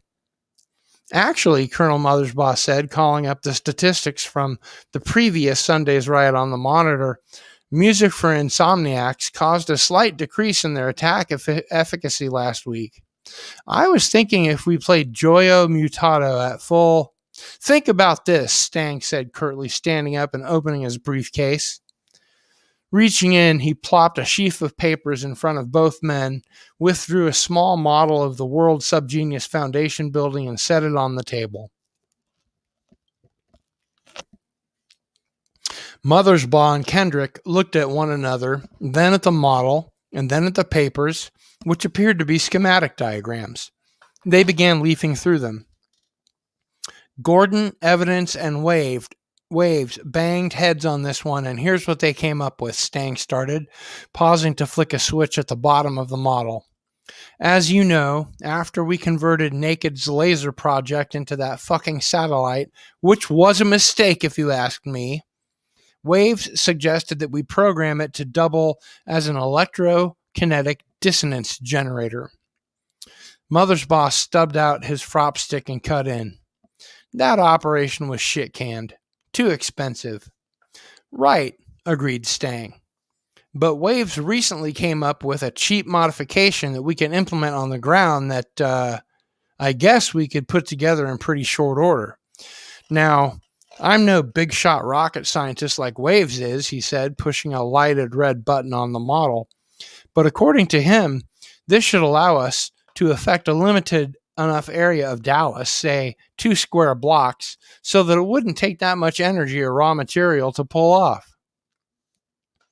As Stang spoke, a dull hum emanated from the model, and a small area of the table around it became blurry, like heat waves on a hot sidewalk. He explained further. By setting up an electromagnetic field around the building and firing the laser into that field in a wide-spectrum radial dispersal beam, what you're essentially doing is ionizing the electrons within the field. Now, as Waves describes it, Stang continued, pushing the now rapidly blinking red button again, once ionized, those electrons are going to resonate at a controlled frequency that exactly matches brainwave engrams. As he spoke, thousands of tiny bursts of light flashed within the blurry area, cracking audibly, apparently representing the frying brain pans of the enemy, thus making any devos within the charged area completely susceptible to attack by our psych vams. Stang looked up from the notes he was obviously reading from, which were concealed in his open briefcase. They're already susceptible, Commander Kendrick pointed out. They were dropping like flies out there. He took one last drag off of his frop stick and crushed it out in the Uber tray. Yeah, this time, Mother's boss said to Kendrick, but the Devo punks have some real high-tech cyberpunk big cheese on their side now. Forrest said the guy makes him look like a kid playing with a Tesla coil. That accounts for their hyper-accelerated technology. Once they figure out how the psych vams work, they'll simply put together an anti-static electrogenerator to block out their attacks. Then they'll be useless. He looked at Kendrick with a finalistic expression. Stang shut off the model. We anticipated this from way back. We figured we could use the VAMs once before they'd counter them, maybe twice. After that, they'd be expensive fodder, worse even than the Slack squads, finished Kendrick, nodding slowly. You got it, Stang agreed.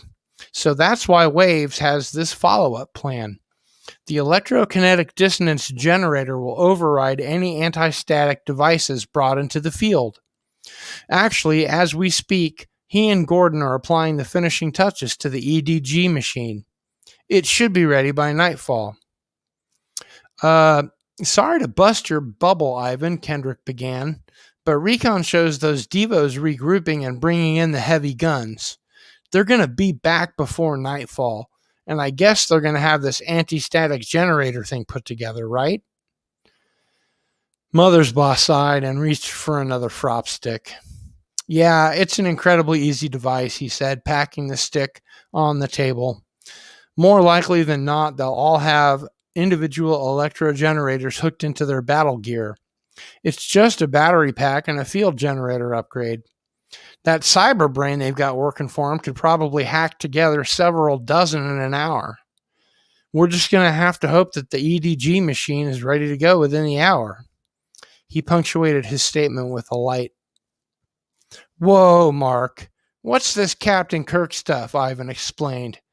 I dinna think we can have it ready by then, sir, he mocked in a poor Scottish brogue. Those guys are already working around the clock, and Wave said that Gordon's about wiped out. Colonel Mothersbaugh smiled. He's always wiped out. What's Gordon doing on this project anyway? This really isn't his area of expertise, and I thought he was busy doing something with Drummond, some new secret Overman thing. Well, yeah.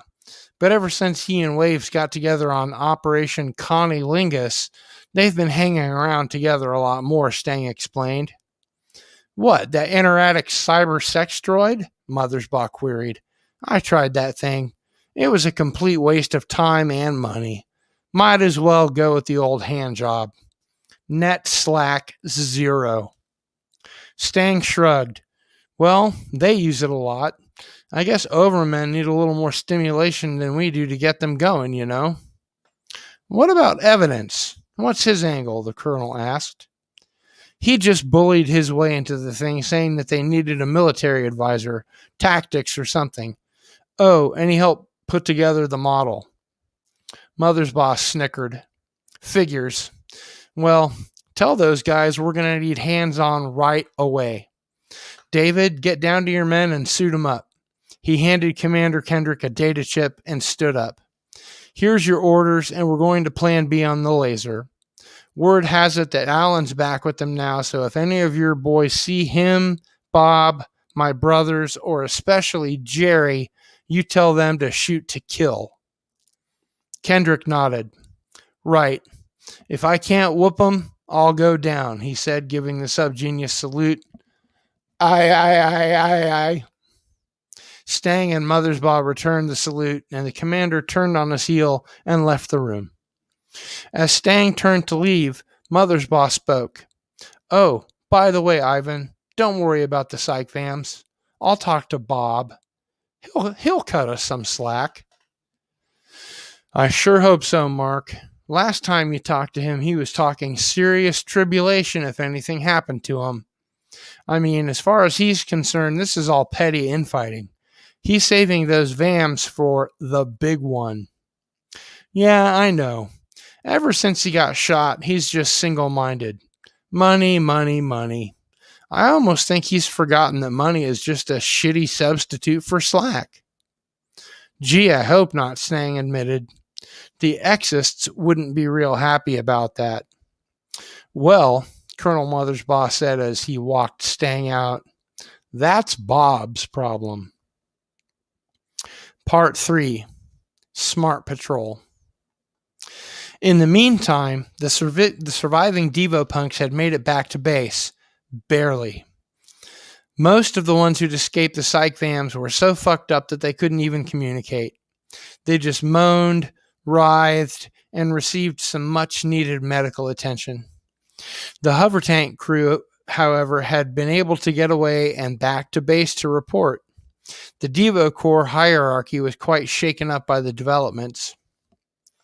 General Gerald V. Casale strode purposefully down a corridor of Devo Base 5, followed as usual by his hand-picked group of lieutenants. On his way to a strategy session, he had been alerted to the route situation via cell phone and was deep in thought about the solution. The final solution to the SubGenius problem. In his youth, the whole Devo SubGenius parallel evolution had been little more than a clever and complex joke to Casale.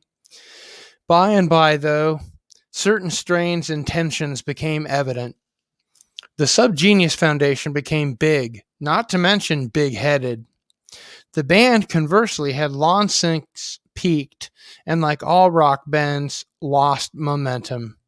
The cars, the groupies, and the music didn't seem to matter as much anymore. The freshness was gone. The drugs and the years had taken their toll, leaving Devo a pale shadow of their once glorious, hit-studded past, and they quickly faded into obscurity and mediocrity. Then, in the early aughts, they were asked to play at the largest SubGenius revival ever. The Church of the SubGenius had gotten so big that their rosters had swelled into the millions, and Devo performed to a sellout crowd on national television. It was huge, bigger by far than their legendary Saturday Night Live appearance. Everything was like it used to be. Fans singing along, lights, cameras. It was perfect. Until, after the performance, Mark got into a heated argument with Gerald. Certain founding members of the church approached, and it soon became a battle of epic proportions. Ivan, Pope Meyer, Janor, Philo, Palmer Vredes, and even Pope Wilson and Pope Jennison sided with Mark, because he had the star power and he's always been the big SubGenius one anyway, and it became all too obvious to Gerald who his friends were. Of course, puzzling evidence brought a gun into it and a fight broke out.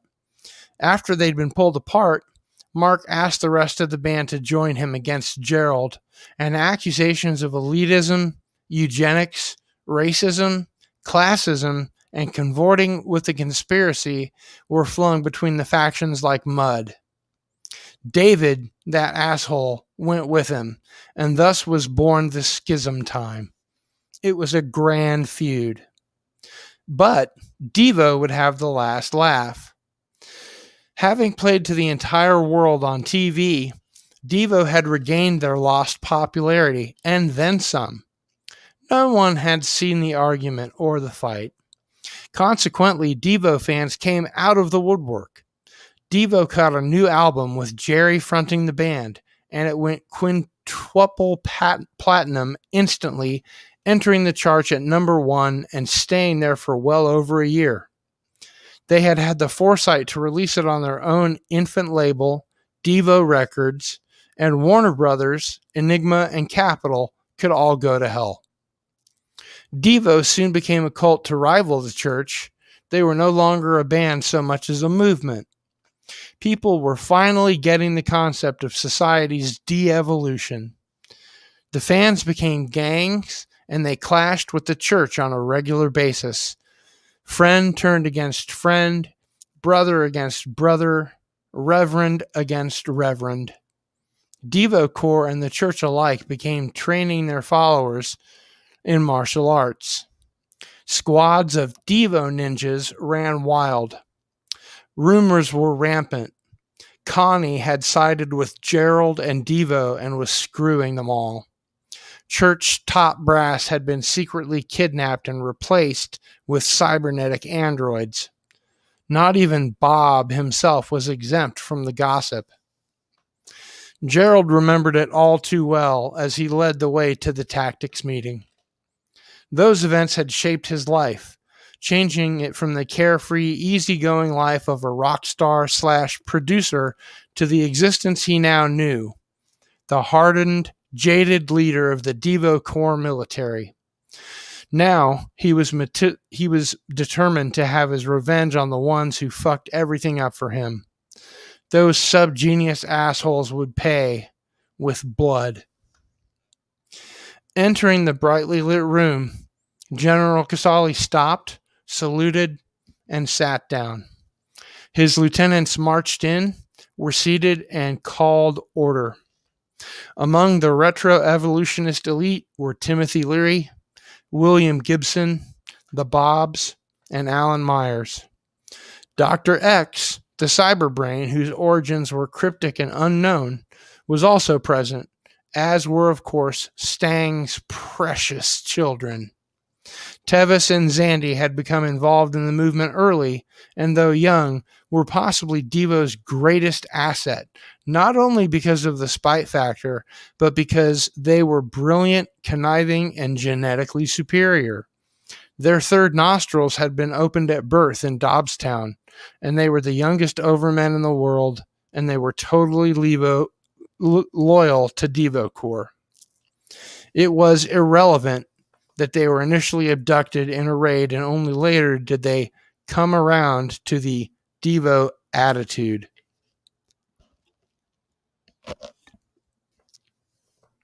First, I'd like to thank you all for getting here on such short notice, said the general. Our boys in the field are waiting for the decision we come up with here, so we need to make this quick. He opened up his folder and laid it out in front of him on the table. Dr. X, would you take it from here? The gaunt man nodded and rose from his seat. An odd, unwieldy gun, looking like a paint sprayer or a fertilizer hose attachment, rested on the table in front of him.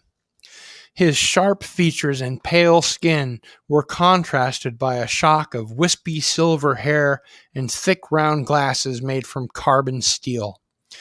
Dressed in a smart black scientist's smock and wearing pens, various electronic devices, and a Bodycom portable computer, the overall effect was something like a nerdy albino Judge Dredd.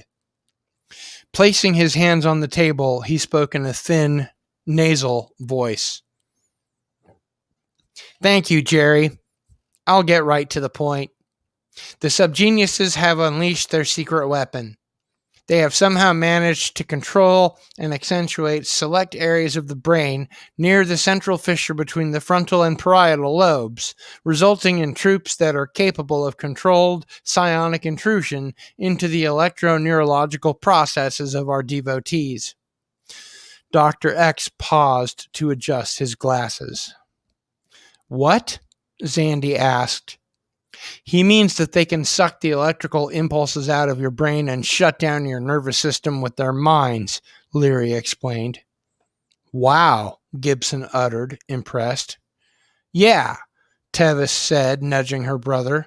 Haven't you ever seen Scanners? Dr. X resumed. Don't ask me how they've accomplished this. When we tried it, all we ended up was a bunch of palpitating apoplectics. Leary offered, that's because our project was surgical. Theirs is probably based on drugs, genetic reprogramming, and a biochemical agitator. Anyway, who cares? Get on with it. Ever since his secret longevity operation, Dr. Leary had become kind of an asshole. No, they're a bunch of Bob's Malaysian recruits. I think he probably pulled some strings and used Exus Tech to fuck with their DNA structure or something. Those idiots don't have the brains to pull something like that off. Not even forced to begin to understand that kind of stuff, and he's their best man, General Casali admitted. Dr. X picked up the strange-looking device in front of him. In any case, our devotees are being outfitted with low-frequency anti-static generators as we speak. Whatever those things are, their psionic attacks should be effectively blocked. The question facing us is this. In light of these developments, should we turn and unleash our own secret weapon, the devolution gun? He turned the heavy object over in his hands. After we use it once, they'll probably catch on and counter it, much like we have theirs. Casali nodded. I think this would be a good time to exploit the devolver. We're at a crucial point with these riots. We've got more devotees than ever, and with any luck, we could get off the vengeance trip, General, Leary sneered. Everyone knows that you're just chomping at the bit to take those guys down. You could jeopardize the entire operation with your impatience. I say we wait until next week and then bring out the devolvers. Play it safe. Gibson intervened. Hey, Tim, man, lay off Jerry. Everyone hates those subs. That's why we're all here. So chill out, huh? Besides, he's got a point. I mean, the devotees are already out there and they're already outfitted with the blockers. We've got the element of surprise and they're hopefully still off balance from the last offensive. So why not? Yeah, maybe, the youthful-looking Leary acquiesced. I just can't think helping that we ought to call them back and hold off until next time. Let them wait. Why, so they can regroup and dig in? The general pointed out. No, Bill's got a point. They're automatically entrenched in that building when you don't press the attack. I say we fill a cargo chopper with devolvers and get them out to the boys ASAP. Let's see a show of hands. Casali raised his right hand, followed by everybody but Leary. The Tevinator chuckled. Come on, Tim. Make it unanimous, Gibson pleaded. Oh, all right, Leary groaned, complying. Attaboy, Gibson teased with a smile. Leary rolled his eyes. Fnord, he grumbled. It's settled then. We'll arm the devotees with revolvers and press the attack. The general handed out instructions from the folders to his lieutenants and stood up to leave. Make sure your men understand the weapon. Yeah, take the safety off, snickered Leary. As the group began filing out of the room, Zandy tugged on Casali's sleeve. Can we go, Jerry? No, the general barked, adamant. It's way too dangerous. If anyone saw you, you'd be captured instantly and your father would have you both brainwashed. I'm afraid you'll have to stay this time. Ah, the siblings cried in unison. He closed his folder and shuttled them out the door with it. You'll just have to settle for watching the riot on the holo monitor. At that time, the Smiths perked up and went happily down the corridor toward the viewing lounge. They chanted, Devo, Devo, as they went. Gibson walked with the general as he returned to command and control. You think we're going to get in this time? He asked. Yeah, I think so. Chances are good anyway. And even if we don't, there's going to be a whole lot of single-celled SubGenius crawling around downtown. Casali smiled. It's going to make great video. Then, becoming serious, he added, plus, we'll get to see how well the anti-static generators work. They've had no field test, and they're going to be a crucial factor in our strategy. They continued on to the command and control room in relative silence. The only sounds were their footfalls and the video game noises coming from the PlayStation 7 in the lounge. Part 4. Time out for fun. Waves Forrest and G. Gordon were hauling the just-finished electrokinetic dissonance generator down the basement stairs of the SubGenius building, huffing and puffing with the effort. Once they'd gotten down the stairs, Gordon put his end down and began clearing some space for it in the middle of the floor. Stark Fist magazines littered the area, having been thrown in the basement for lack of space. There were 400 or 500 copies of various issues lying about, and these Gordon unceremoniously kicked out of the way to make room for the EDG. Forrest set his end down carefully and picked up a copy. Huh, he said, opening it up.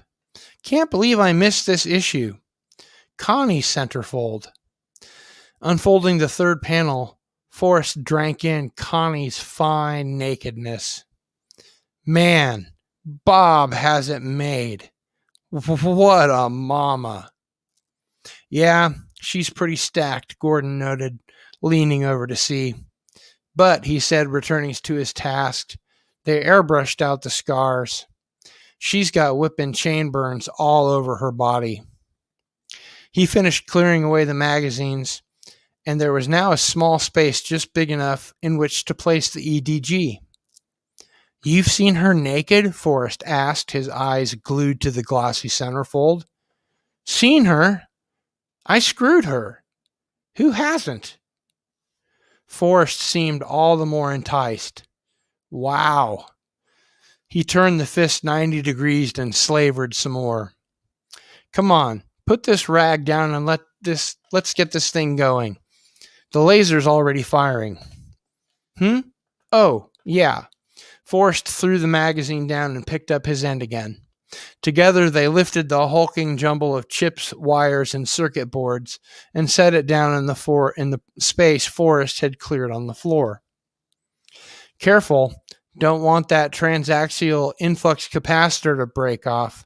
It's pretty delicate, Forrest reminded Gordon. Yeah, I hope that solder took. I don't want to have to go back in there again. They stepped away from the machine and looked at it. It was a rushed job, but it was complete and hopefully operational. Let's turn it on, shall we? Forrest said, leaning over and flicking the power switch. The generator hummed into life. A red indicator light blinked, and the cooling fan came on with a quiet whir. Forrest breathed a sigh. Well, the power receiver works.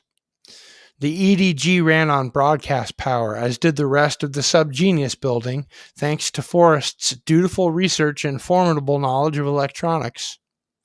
That ought to negate any anti-static devices the Devos bring. Boy, will they be surprised. Gordon nodded agreement. No shit.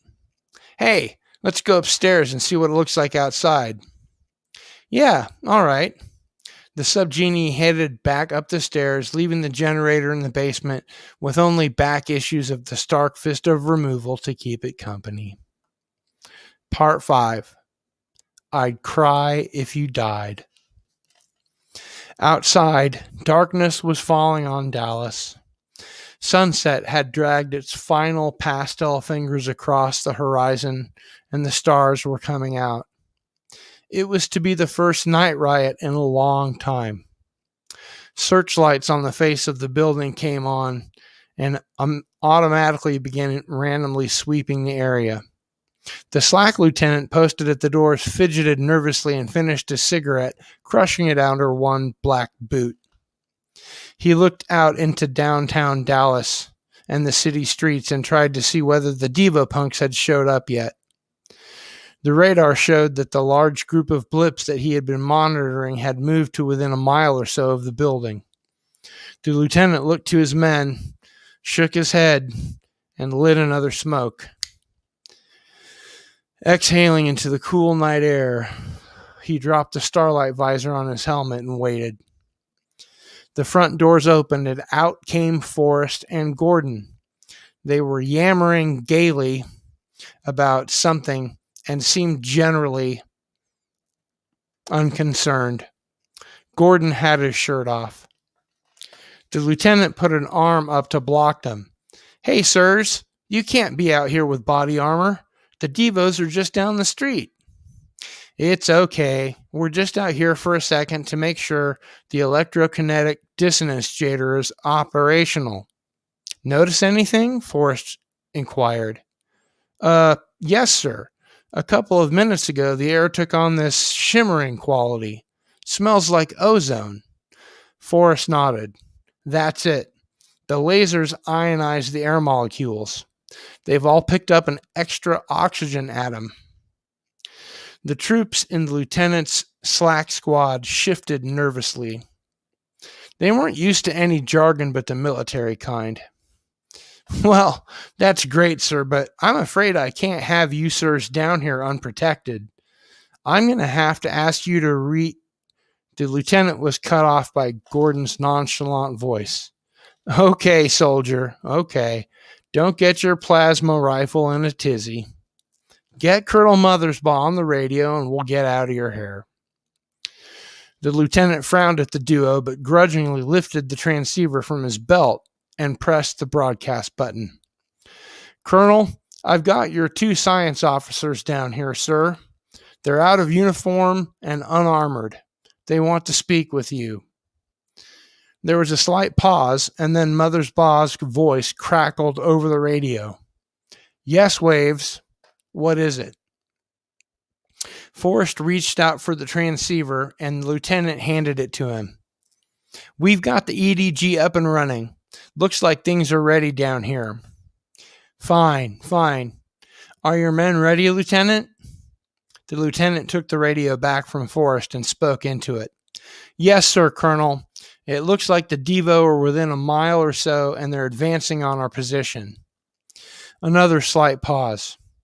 Colonel Mothersbaugh, and his voice came over the radio again. Okay, you have your orders. Looks like it's going to be a party. He signed off. Well, sirs, you're going to have to get out of here. Any minute now, The lieutenant was cut off by the first of the Devo punks. As if on cue, they came roaring around a corner on motorcycles, about a dozen of them. The cycles were 3-wheelers armed with laser-reflectant plastic and bristled with all manner of weaponry and video cameras. Following the cycles were several armored personnel transport vehicles brimming with overeager devotees, all packing devolution pistols.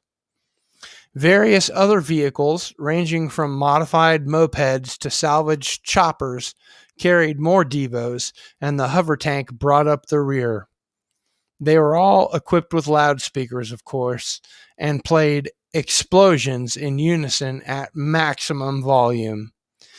They were city blocks away, and they were already way too loud. Wow, that's cool, Gordon murmured. Yeah, Forrest agreed. The lieutenant instantly forgot about the officers and began shouting battle speak commands into his comlink. Tech 2, right wing form Beta. The SLAC troops assumed their new positions, fanning out into the street inside the dissonance field created by the generator and charged by the orbital satellite. Prep Fire Alpha, Stratlock Moncheck. As the lieutenant continued issuing orders, the troops instantly responded, hunkering down in their positions and making last-minute strategic defense checks. Safeties clicked off. Gordon just stood there, soaking it all in. Forrest shoved him. At least close the fucking door, he ordered. Gordon reached in and closed the door, which locked. The lieutenant turned around. What are you, sir, still doing here? He asked. Gordon smiled. Watching the fireworks. We built this puppy. We want to see it in action. The lieutenant turned around, shaking his head. Hope you've got strong stomachs, he said, throwing down his cigarette. Gordon and Forrest smirked. The Devo punks were entering the field now, cycle guns blazing away. The personnel transport screeched to a halt, cop show styled, and unloaded. 200 berserk Devos charged at the SLAC troops, who were well inside the confines of the charged electromagnetic field and already drawing beads on them. The noise became unbearable. The roaring of engines, gunfire, and that horrible music combined into a cacophonic symphony. The SLAC troops then began firing on isolated targets, adding to the din. Suddenly, from down the street, there was a loud sound. Some kind of jet-powered one-man flying wing screamed overhead, releasing small packages into the street. They hit the ground and shattered, issuing a thick, black smoke, which quickly grew into a coalescing cloud. With that, the lieutenant spoke into his radio. Uncrypt the VAMs. At once, the vampires materialized into reality, shadows in the darkness between the sweeps of the searchlights. The Devo punks started firing their devolvers, swarming the area. Squads assumed formation, some dropping to the ground or taping up positions behind blockades. The scene had become a high-tech bloodbath, and no one was exempt. The SLAC troops pinpointed some of the oncoming vehicles and were launching heavy artillery at them. The Devo punks returned fire with interest. Particle beams and conventional firearms alike shot across the plaza into the ranks of the SubGenius SLAC squads.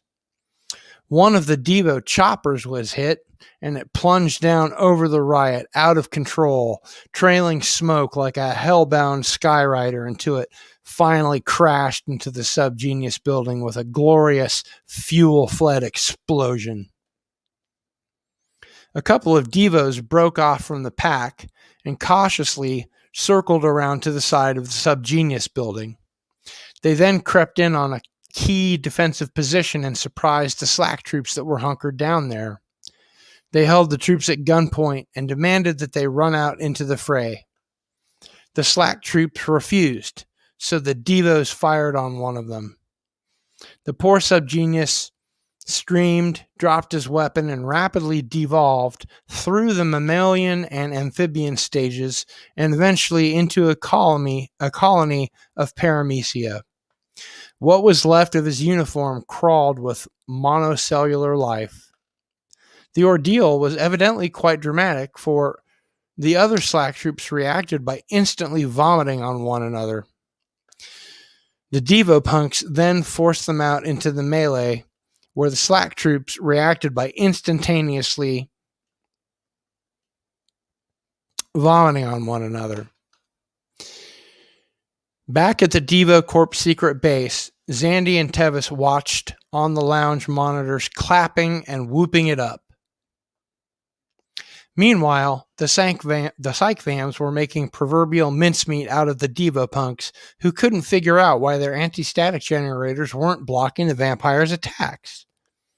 Devos all over fell to the ground, screaming and clutching their swollen, hemorrhaging heads while trying to fire back at the vampires.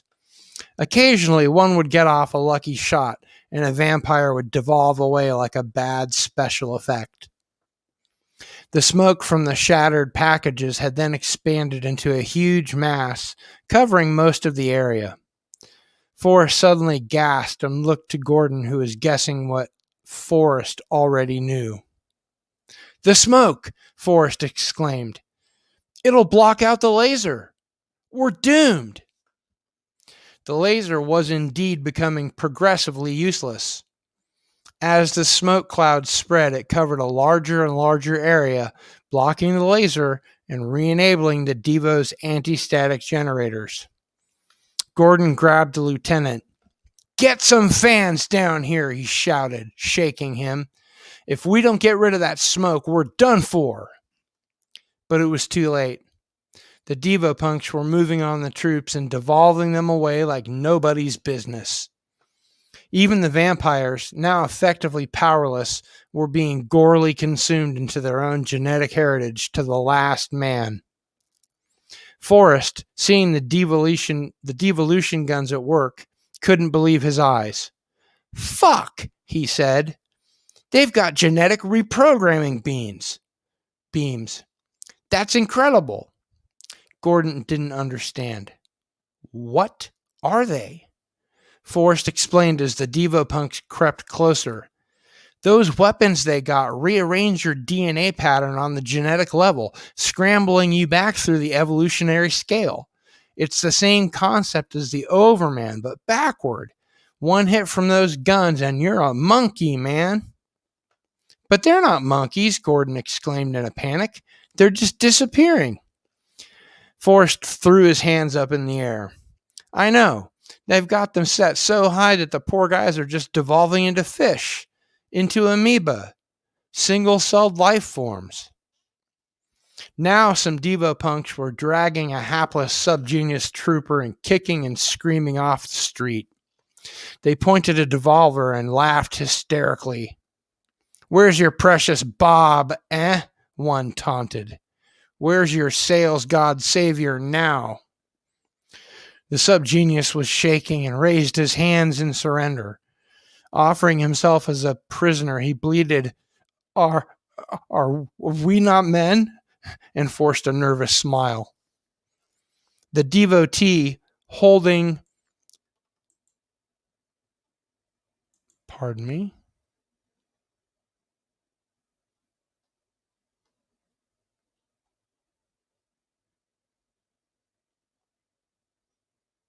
It jumped.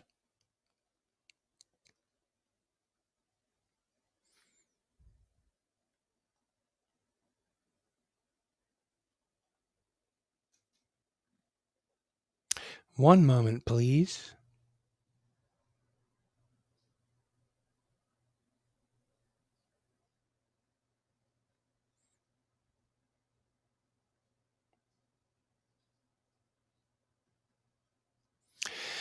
The devotee holding the gun on him simply shook his head. "We are Devo," he answered, and pulled the trigger.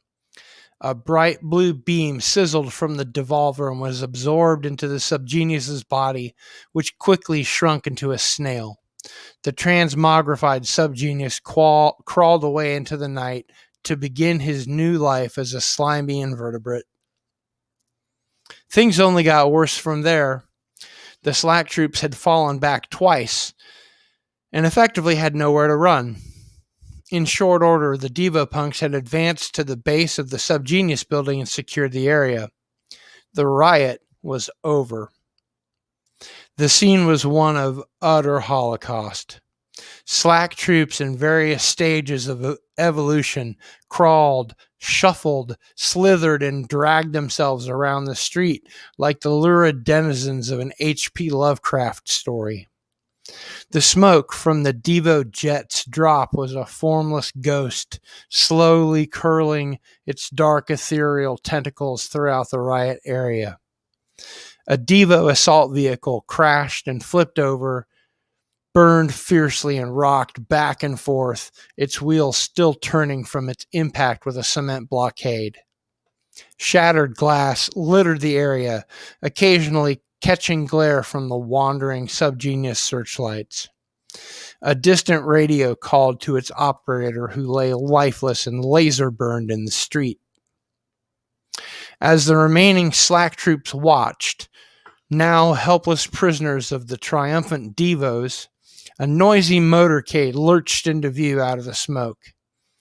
Heading up the procession were the Devo Corps elite cabal, with General Casali and Dr. X in the lead vehicle. Leary, Gibson, Myers, the Bobs, and the commensurate squad of faithful retainers followed close behind, rolling over the bits of rubble that were strewn around downtown Dallas.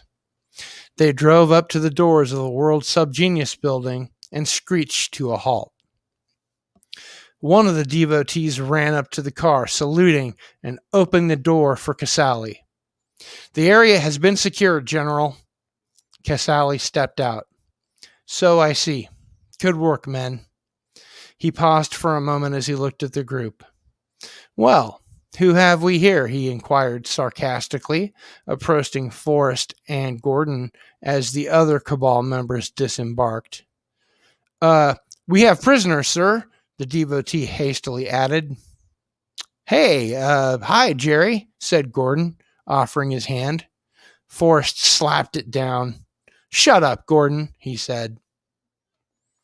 The cabal joined General Casali at the doors. "And some important ones, too," Casali quipped, looking over the officers. "Dr. X, I'd like you to meet Waves Forrest, SubGenius scientific advisor and arrogant asshole." Before Dr. X could respond, Forrest said, "I guess we have a lot in common, Herr Doctor." Leary pushed his way forward. "That's not funny." G. Gordon glared at Leary. "Oh, shut up, retread," he said. The two began hurling insults at one another, and the Devopunks broke them up before anyone could actually start throwing punches. "Look, aren't you going to invite us in?" General Casali asked. "There's been a riot out here, and it just isn't safe. Besides, we have some upper echelon subgenii to blow away." The Slack lieutenant stepped between Casali and the doors. "No way, Devo dickhead," he snapped. "Only I have the code to the doors, and you'll have to kill me before I give it to you." Leary laughed maniacally. "That can be arranged. Actually, since kill me is one of the prime tenets of your pathetic church, we'd just devolve your body into primordial ooze to match your brains." "Real mature, Tim. Real mature," Gordon shot back. "Maybe that longevity operation worked a little too well." Meyer stood forward. "Hey, shut the fuck up. We're engineering a coup here." General Casali nodded. "Alan does have a point. Now, if you won't decode the doors for us, I'm afraid I'll have to have you blasted into slime." He posed to the lieutenant, who remained stalwart. "No way, asshole. Why don't you go?" Forrest interrupted him. Hey, guy, open the doors. They'll get in anyway. I'll see that you're awarded a pardon.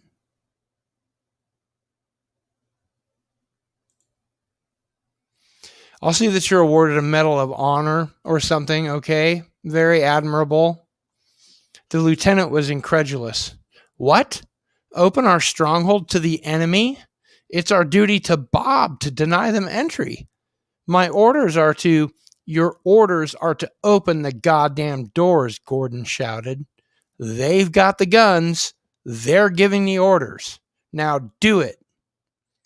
The lieutenant shook his head.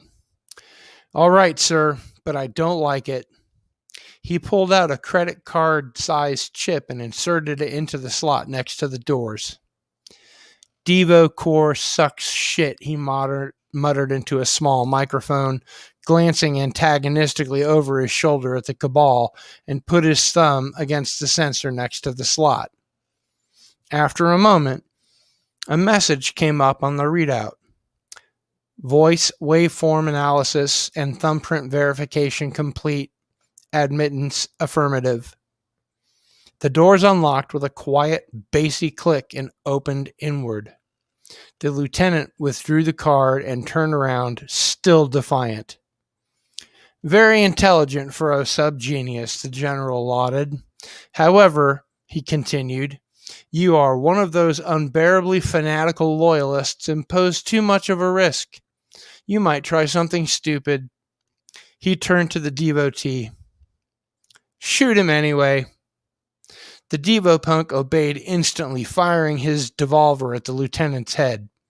It mutated into a huge, overgrown, bald spud, just slightly before the rest of his body followed suit.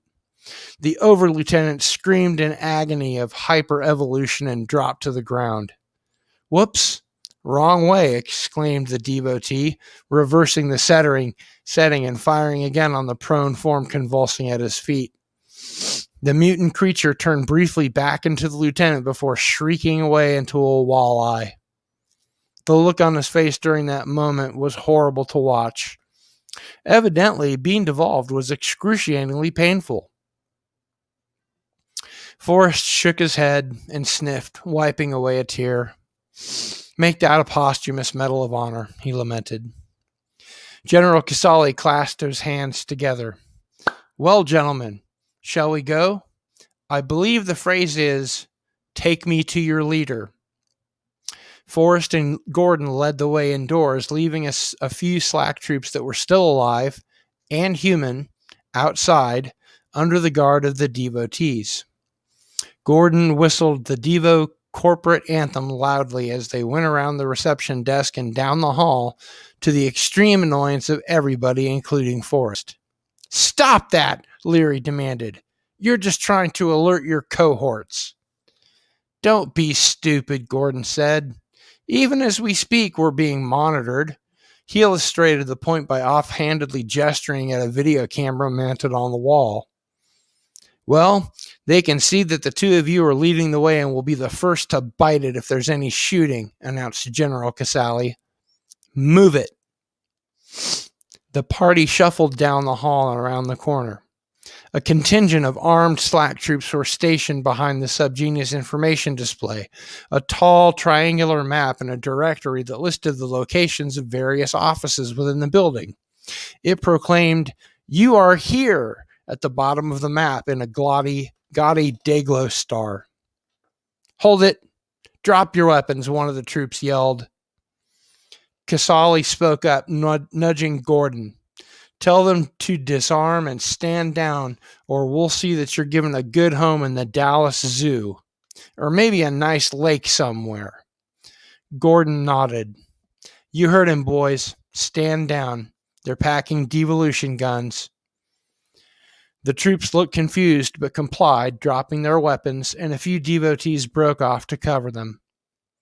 Gibson motioned toward the elevator and a door leading toward the stairway. Let's take the stairs, he suggested. They could trap us in the elevator. Gordon smiled. No good. You want the colonel. Top floor. Express elevator only. Have to take your chances. He's right, Casali admitted. He withdrew a set of the building's blueprints. The stairs don't go all the way up. Gordon became incensed. Where the fuck did you get those? The general huffed an overly dramatic sigh. I did help put the thing together, remember? Oh, yeah, Gordon said sheepishly. All right, then, open the elevator. Let's get moving. Gordon raised his hands in defeat. I can't. I don't have the clearance during alert. The only way it can be opened is from upstairs. At that, Dr. X spoke up. I think I can be of service here, he said, pushing up his heavy glasses. Stepping toward the control panel, he produced an object that looked much like a tire gauge from his pocket and pointed it at the elevator's control panel. It made a small, high-pitched whine, and within moments, the panel exploded in a brilliant pyrotechnic display of sparks.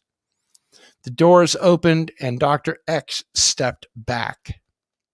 Very impressive, Doctor, General Casali said, entering. As everyone followed in, Forrest raised a curious eyebrow. Hey, did you make that yourself? He asked Dr. X. Yes, I did. Quite simple, really, he said, handing over the object. The doors to the elevator closed, and the car began the long climb upward to the top of the building. Forrest returned the device over in his hands, examining it. Variable wave modulator? The scientist nodded. Correct. It operates on an inverted phase loop so that any peripheral ion discharge inherent in the electron influx is automatically eliminated. Yeah, good idea, Forrest concurred, impressed. Gibson looked on with interest. Leary nudged Dr. X. You guys are supposed to be enemies, remember? You sound like a fucking couple of students at a science camp. Forrest handed the gadget back. The rest of the short jaunt was spent in uncomfortable silence. The car soon slowed and came to a gentle stop. The doors opened. Get out, General Casali ordered, pushing the SubGenie forward.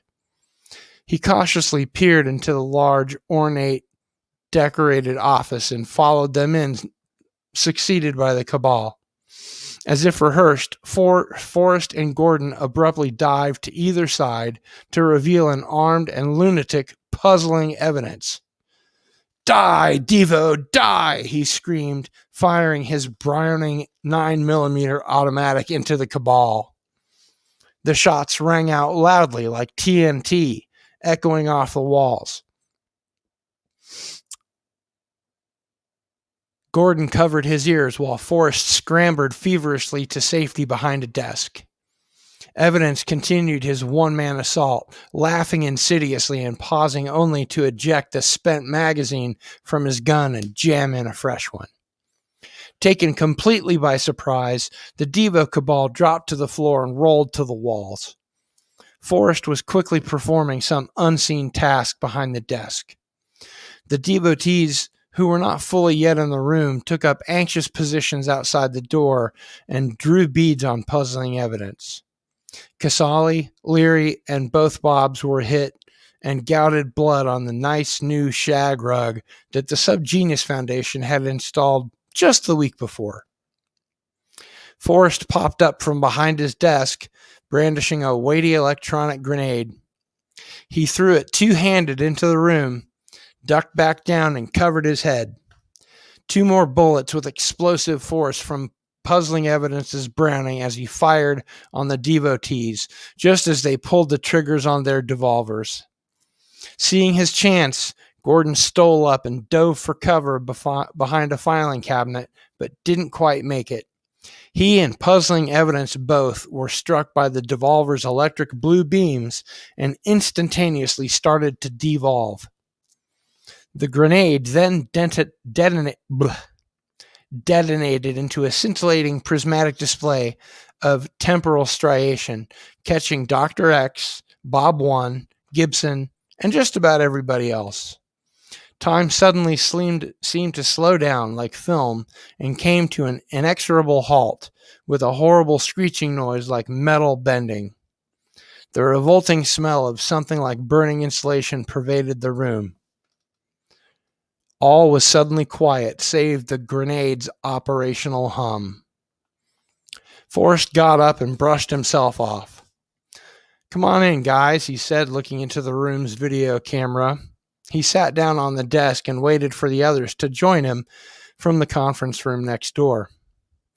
The door opened, and Ivan Stang and Colonel Mothersbaugh entered. "All right, wave," Stang said, high-fiving Forrest.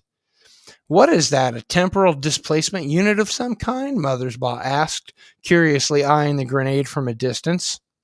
"Yeah, careful. Don't get too close to the field. Don't want you in there too when it restores normal time." "How long did you had it set for?" Stang inquired, looking at the frozen spectacle. Forrest shrugged. "I didn't have time to set it. I think the default setting is about 5 minutes. Just enough time for a frop stick. Care for one?" Mothersbaugh held out the pack to Stang. "Sure, why not?" They lit up and smoked while watching the temporal displacement field and its inhabitants. General Casali's face was a visage of pain, expressing his distaste for being shot through the stomach by puzzling evidence's 9mm. Leary, Bob, too, and the devotees were probably mortally wounded, but looked peaceful, almost asleep. Gordon and puzzling evidence were respectively low-level crustaceans of some kind and a close relative to the wombat. The 9mm laid next to the marsupial, hovering in the air. Forrest got up and walked around the displacement field, picking up a devolver that had been thrown from one of the devotees when the grenade went off. He looked it over and rejoined the others. "As far as I can tell, we should be able to return them to normal by reversing the setting on this thing and shooting it with them again." He smiled. "Although I do kind of like them better the way they are." He adjusted the setting appropriately. "Yeah, me too," Colonel Mothersbaugh said. "If that works, can you shoot it at the battlefield and restore the slack troops?" Forrest nodded. "I think so. As long as they haven't strayed too far or discorporated into separate colonies of paramecia, we could probably hook it into the SCS and hit them all at once." The figures on the floor stirred as the temporal displacement field slowly returned its occupants to normal time. The injured Devo cabal and the devotees resumed their bleeding and plaintive lamenting, and the two devolved SubGenii continued their way down the evolutionary ladder. The others simply looked around and tried to comprehend what had happened and why everyone else was moving so fast. Forrest re-evolved Gordon, then puzzling evidence. Colonel Mothersbaugh unsnapped his holster and covered the cabal with his pistol. The uninjured ones assessed the situation and got up slowly, disoriented. Shaking off the effects of the grenade, Meyer said, "What happened?" Forrest explained, "I hit you with a temporal displacement grenade. It essentially created a short-term stasis field." General Casali looked up from the floor. "Where on earth did you get that?" he asked in disbelief and grimaced in pain. His stomach was bleeding profusely. "Technically, I won't get it for a while yet." Forrest helped Gordon off the floor. "And it won't be on Earth. I don't think I'll be able to get another, though. I will have been saving that one for a rainy day." Puzzling evidence stood up and joined Stang, who began explaining the events to him. Colonel Mothersbaugh pressed an intercom button on the desk. "Connie, get some security in here and take us off alert. We have the situation under control." "Yes, sir," came the response. "Now, Jerry, tell your people to get up, those who can, including you," Mothersbaugh said, still covering him. Casali complied, and his cabal stood up, except for Leary. Gibson looked over and felt Leary's neck and then stood up. He's dead. 3 security officers walked into the room and covered the Devo cabal with pistols. Take these men away to the detention cells and get someone up here to clean up Dr. Leary's body, began the colonel. Just a moment, please, Dr. X said. He held up his arm, to which was strapped a small watch-like device that no one had really noticed before. I'm afraid I have the upper hand, the mousy doctor chuckled. One wrong move and I will detonate the tiny thermonuclear device on my wrist. We will now return to our base unimpeded or everyone gets blown to microns and your entire building with it. His tinny voice and expression were deadpan serious.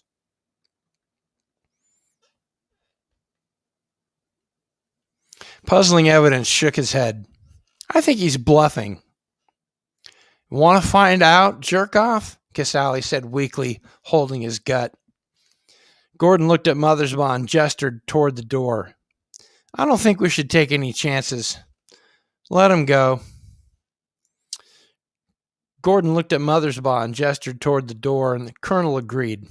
All right, get the hell out of here, he said to Casale, none too happy about it. But one question first. The cabal began filing out, the security guards moving aside. General Casale glanced at Mothersbaugh with a pained expression. What is it, Mark? How did you know to release the smoke? You anticipated the laser? The general shrugged. No, we didn't. We just released the smoke. Tactically.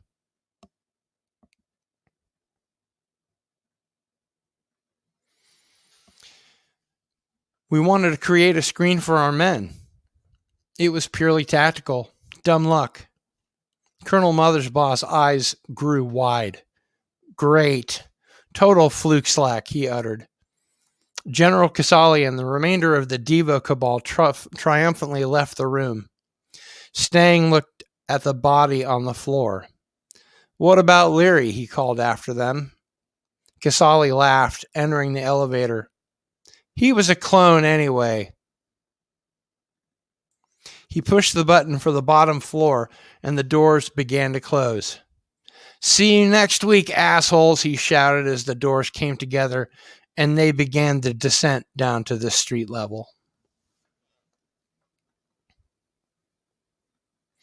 And that is the end of the Diva Riots. Red Walrus is here. Howdy, Red Walrus. How are you doing? Good to see everybody in here. Probably wondering what the hell is going on. Hey, PJ. Good to see you. So, Midnight to Midnight has been on for 3 hours and 15 minutes and 48 seconds. I think I'm going to wrap it up. I've howled at the moon. I've played video. I've played music. I think after reading the second story, we're probably done. I would like to thank everybody for showing up to Midnight number 4. I had a great time. I'm all loose and shaken out. I hope you are too.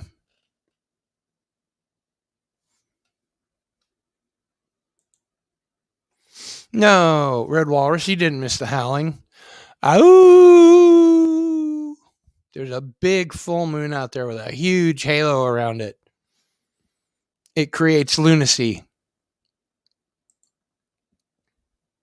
Yeah, it's almost gone. After reading 2 stories, it's my voice is pretty hashed. So I'm going to go ahead and wrap it up. Thanks for attending. I'm Cardinal Sin. Out.